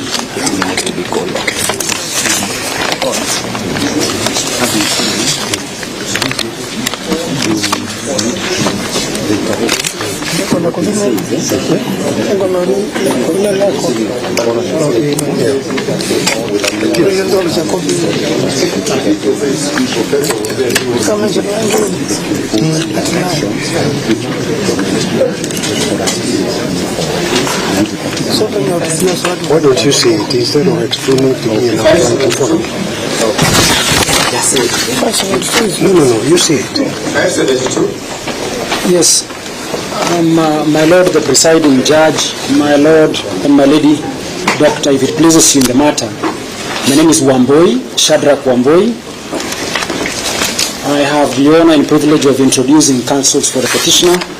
I appear alongside my learned senior, Mr. Dunstan Omari. I'm present. Only one interested. Mr. Samson Nyaberi, my senior. I'm present, my Lord. My learned colleague, Mr. Nicholas Karanja. I'm present.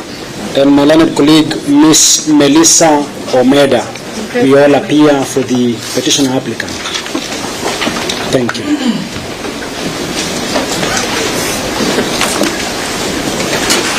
My Lord, in that matter, I am Shadrach Mose, the Solicitor General, appearing for the Attorney General, together with Professor Gitu Muigai, Senior Counsel, Emmanuel Peter, Deputy Chief State Counsel, Charles Mujinga, Deputy Chief State Counsel. Much obliged, my Lord.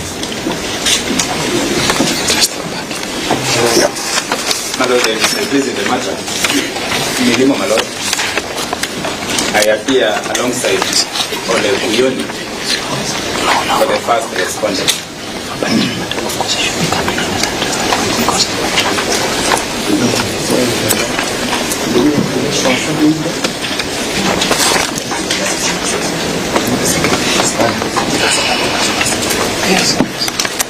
May I please you, my Lord? For the second respondent, my name is Bumbo. I appear together with my learned senior colleague, Mr. Paul Nyamoli, and Mr. Honorable Itonga Murugara.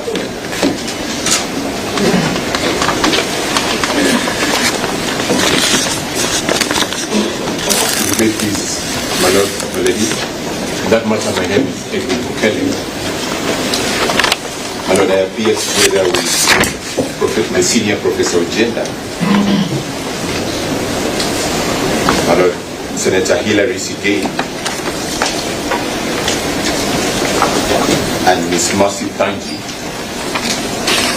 for the third respondent, my lord, in respect of this matter.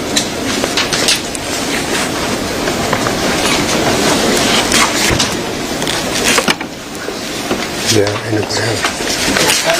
For the third respondent,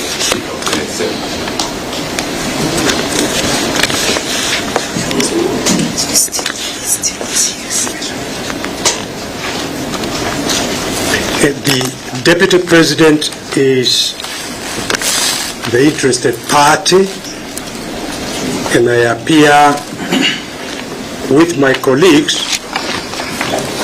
Mr. Ngoya, Mr. Toma Charia, Jomo, Degwa, Sakimpa, Wandati, Victor Swanya, Faith Muge, Faith Waigwa, and Mr. Muge, for the interested party, that is the Deputy President.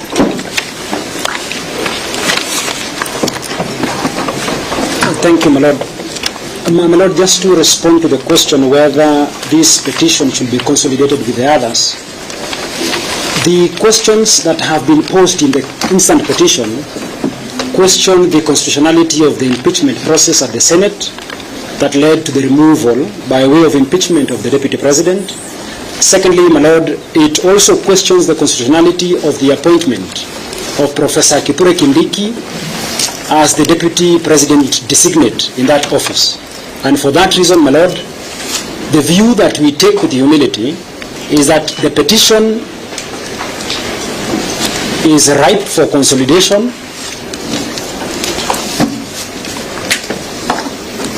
and my lord, just for the avoidance of any doubt, and my lady,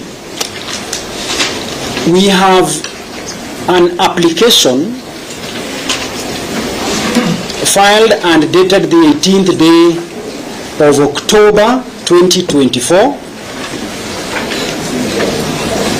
that sought an order of conservatory order to stop the implementation of the decision made by the Honorable Speaker of the Senate, Honorable Amason Kingi. So, my lord, when we canvass, or we are to canvass the applications as to whether the current conservatory order should be disturbed or not, we want to actively, and we seek with humility, to participate in those proceedings. Thank you. Mr. The parties, are you opposing the possible consolidation? Yes, my lord, we are vehemently opposed, my lord, to the joinder or intended consolidation of this petition. And my lord, so that we don't take time before you this evening, we would prefer, my lord, that this matter also takes the cue of being mentioned tomorrow with the others, my lord, where we will substantively, my lord,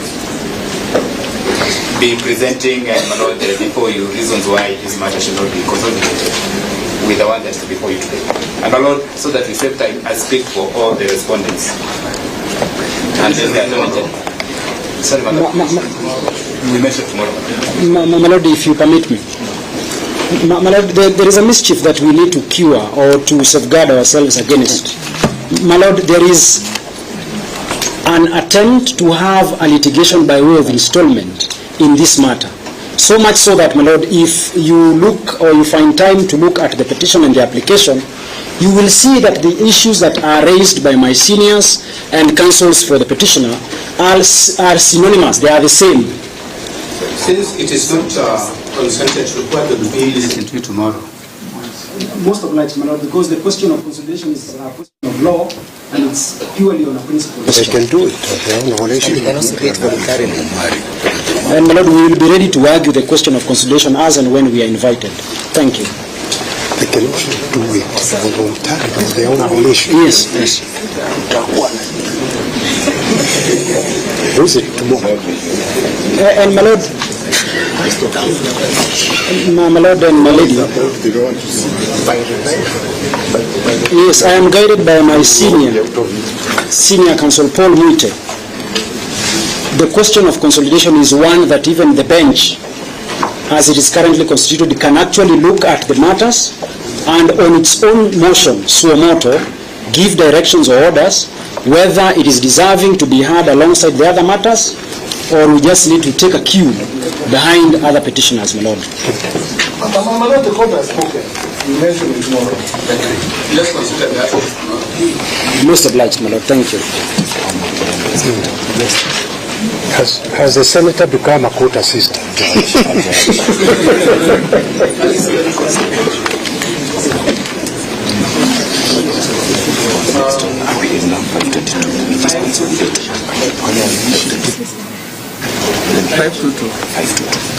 We are in for the petition. Yes, the petition.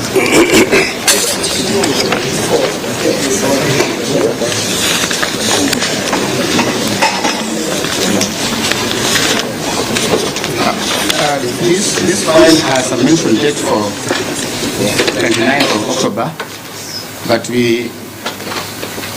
because issues are arising, we wanted to mention it again today if there is any issue arising out of it. In terms of appearances, and in order to the court's time, the same counsel that I enumerated are appearing for the petitioner, the deputy president, in this matter.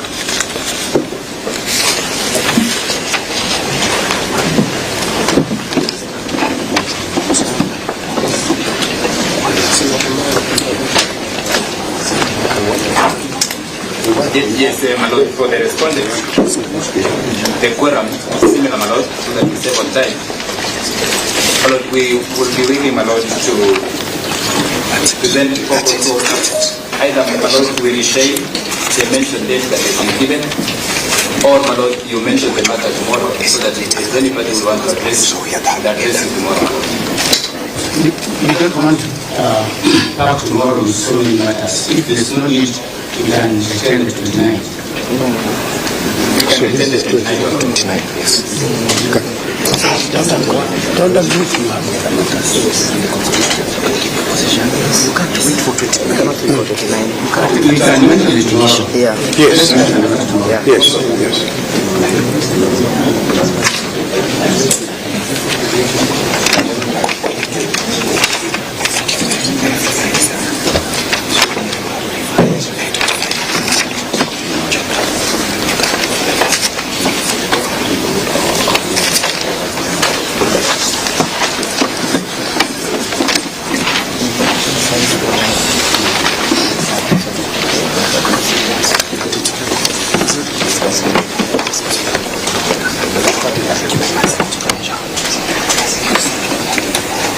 So we are clear with the mentions. We can go back to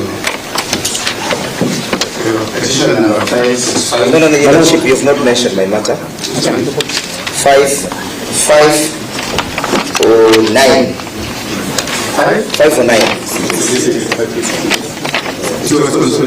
Sorry, I'm sorry, I never heard you call it out. I'm sorry, Mr. Kip was keeping me busy giving me. My Lord, in that respect, we have an application, the Lordship, I hope it's on record. We could also mention and get directions tomorrow on my application for the recusal of the bench dated the 22nd. I would be most obliged, Lordship. Most obliged. So then we have petition number 565. we wish to confirm that on the part of the Attorney General of the Republic, we are ready to argue. Our application satisfies argument by this court or by the court referring the matter to this court.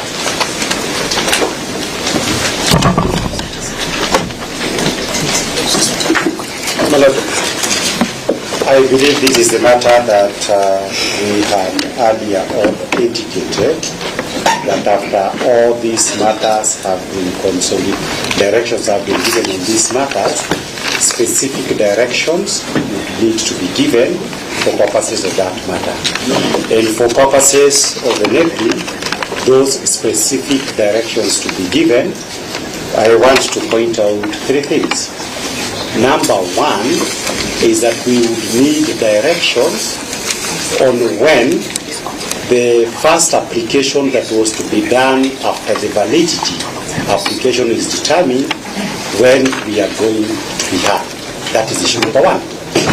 Issue number two, my Lord, that is important, is the fact that now that today the Honorable, the Chief Justice has caused all of us to come on the basis of these other matters, the point needs to be noted that for purposes of the basis for all these matters that empanelment was done, the reason was that there were applications for conservatory orders.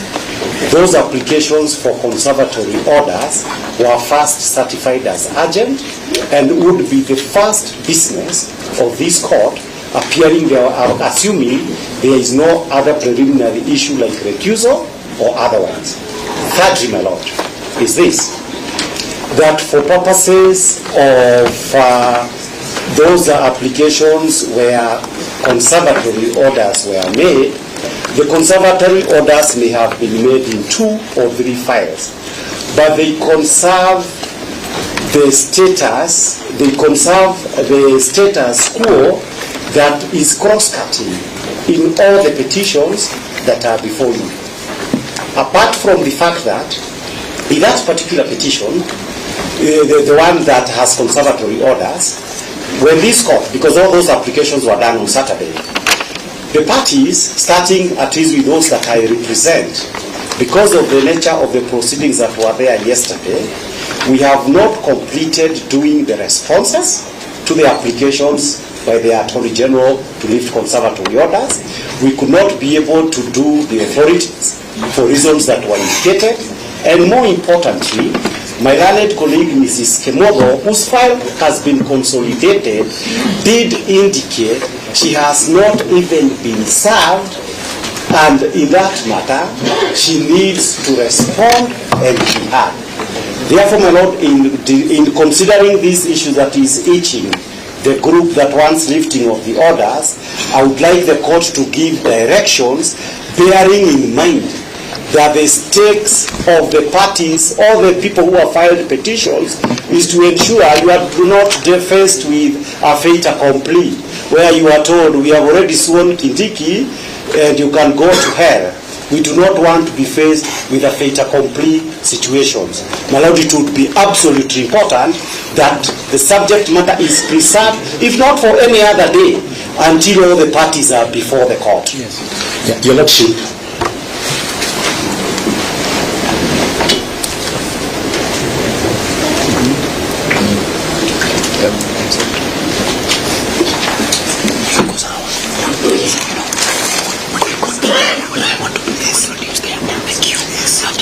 Yeah, Your Lordship, there is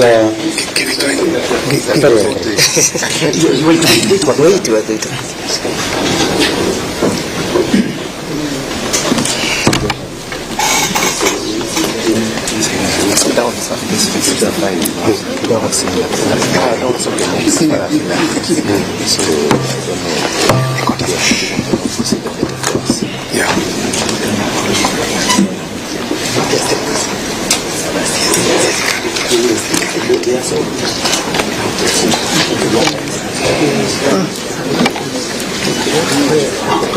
No, we cannot walk it. It was not.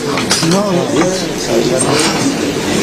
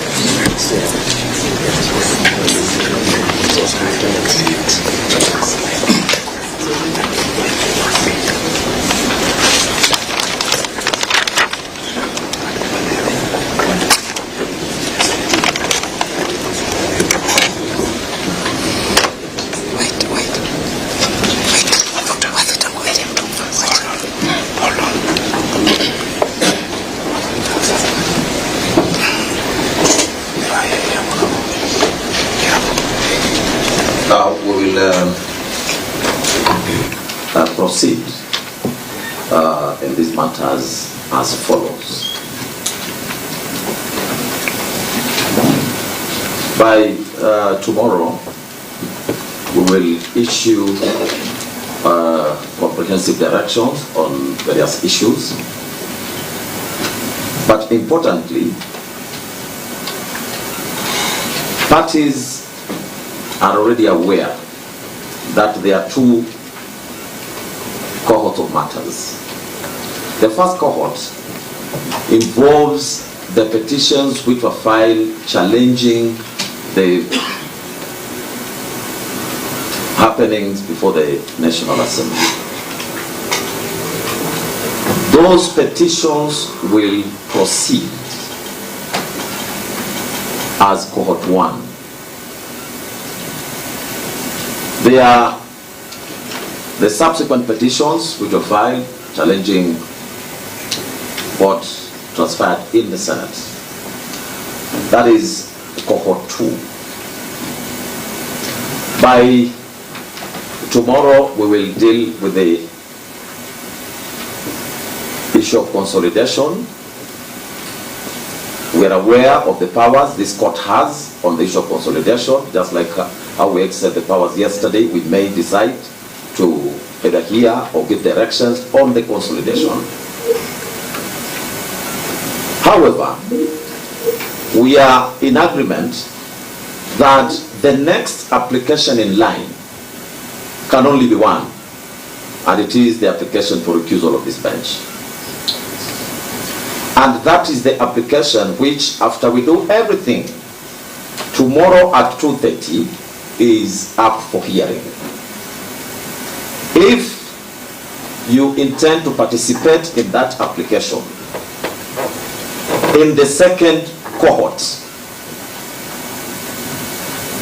that application is coming up for hearing tomorrow at 2:30. In the morning, we will deal with the issue of consolidation. That one we will give directions on that. So that is the way forward. Prepare to hear the application for recusal of the bench tomorrow at 2 p.m. In the morning, we will deal with the procedural issues of consolidation and any other issue which may arise in cohort 1 and cohort 2. Thank you. Those are very clear directions, my Lord, your leadership, and we entirely agree that we will assist in the orderly progression of the hearing of these matters. Thank you. Just for the record, my lord, we assume it is all the 3 applications for recusal because there will be no other application for recusal. We will hear what is on record, and it will be a ruling will be delivered. There will be no other application for recusal, and we think that that should come first, because if you don't want a bench, there's no reason why we should do any other thing. My lord, I was only pointing there 2 or 3 of them, and the only clarity I'm asking is whether all applications for recusal be handled together. Yes, all will be handled together. Yes. Your Lordship, finally, as you categorize these pleadings in cohort 1 and cohort 2, kindly allow me to remind the court that the last time you were before you on the 16th, the court gave or granted leave for parties to amend their petitions. So there are going to be petitions that have now crossed over to cohort 2, pursuant to amendments bringing in light the court transpired. Perhaps the pleadings will bear with more. Those are some of the preliminary issues which we deal with in the morning. But principally prepare to handle your application for refusal at 2:30. I am ready even now.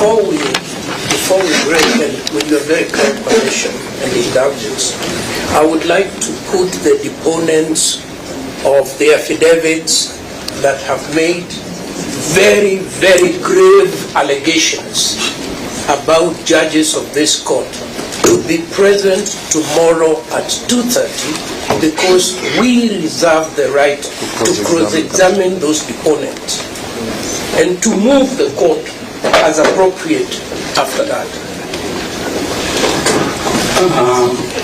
My lord, perhaps if I may request that the court supplies us with a typed copy of the ruling that you have delivered today. We know you are working under very tight timelines, but we would very much appreciate a typed copy of the ruling that you have delivered today. We believe in very Finally, Your Lordship, these are ruling that you delivered on 16th of October in the Consolidated Petition 522. Kindly maybe you can get a copy of that ruling as well. Where is the point you're raising? The ruling should be available. So, finally, judges, I think there is a law about service, that there are some parties who are present and have not been served, and we've been hearing this from inception. I think tomorrow we settle the issue of service. We also settle the issue of filing of any affidavit responses that ought to be done, so that after 2:30 we know how best we're going to proceed without people intervening with I have not had sufficient time to do this or that. May I think before my presiding judge addresses, I just want to remind the parties that we are using technology to move. To me, the issue of service should not be a big thing, because if you are mapped into a matter, automatically you get everything, unless you are not in the system. And if you are not in the system, get in touch with the deputy registrar. As simple as that. So that we avoid these issues of I was not served, I was served, I was not served. Let us make use of the technology at hand. Thank you. May I suggest that, my Lord, we are appearing tomorrow in Onio Hall at 11. I was going to plead that any other issues being raised from the bar be raised tomorrow at 11. No. No, as the chair in charge of all the people who are retiring, at this particular moment, all the people are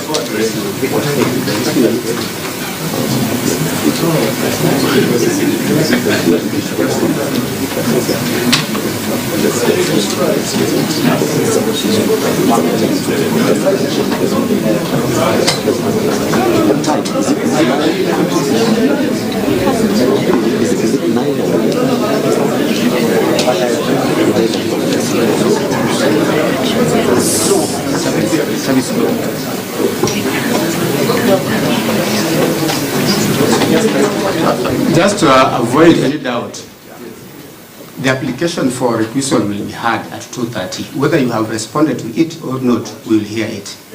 We will not allow any adjournment on it. And what time tomorrow morning, sir? Because some of us need to get there. Tomorrow morning at 9. At 9, yes. Yes. What you told you that? It's at 10 o'clock. Well, most of black notes, we can see it from now.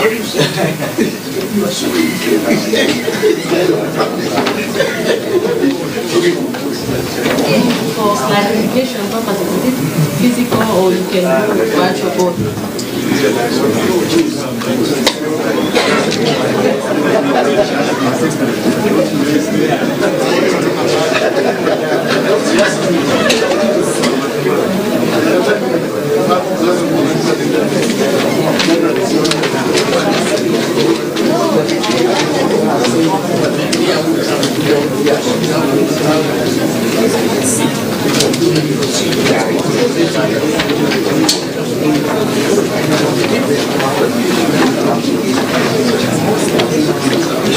So I think that concludes our sitting today. That concludes our sitting today. See you tomorrow.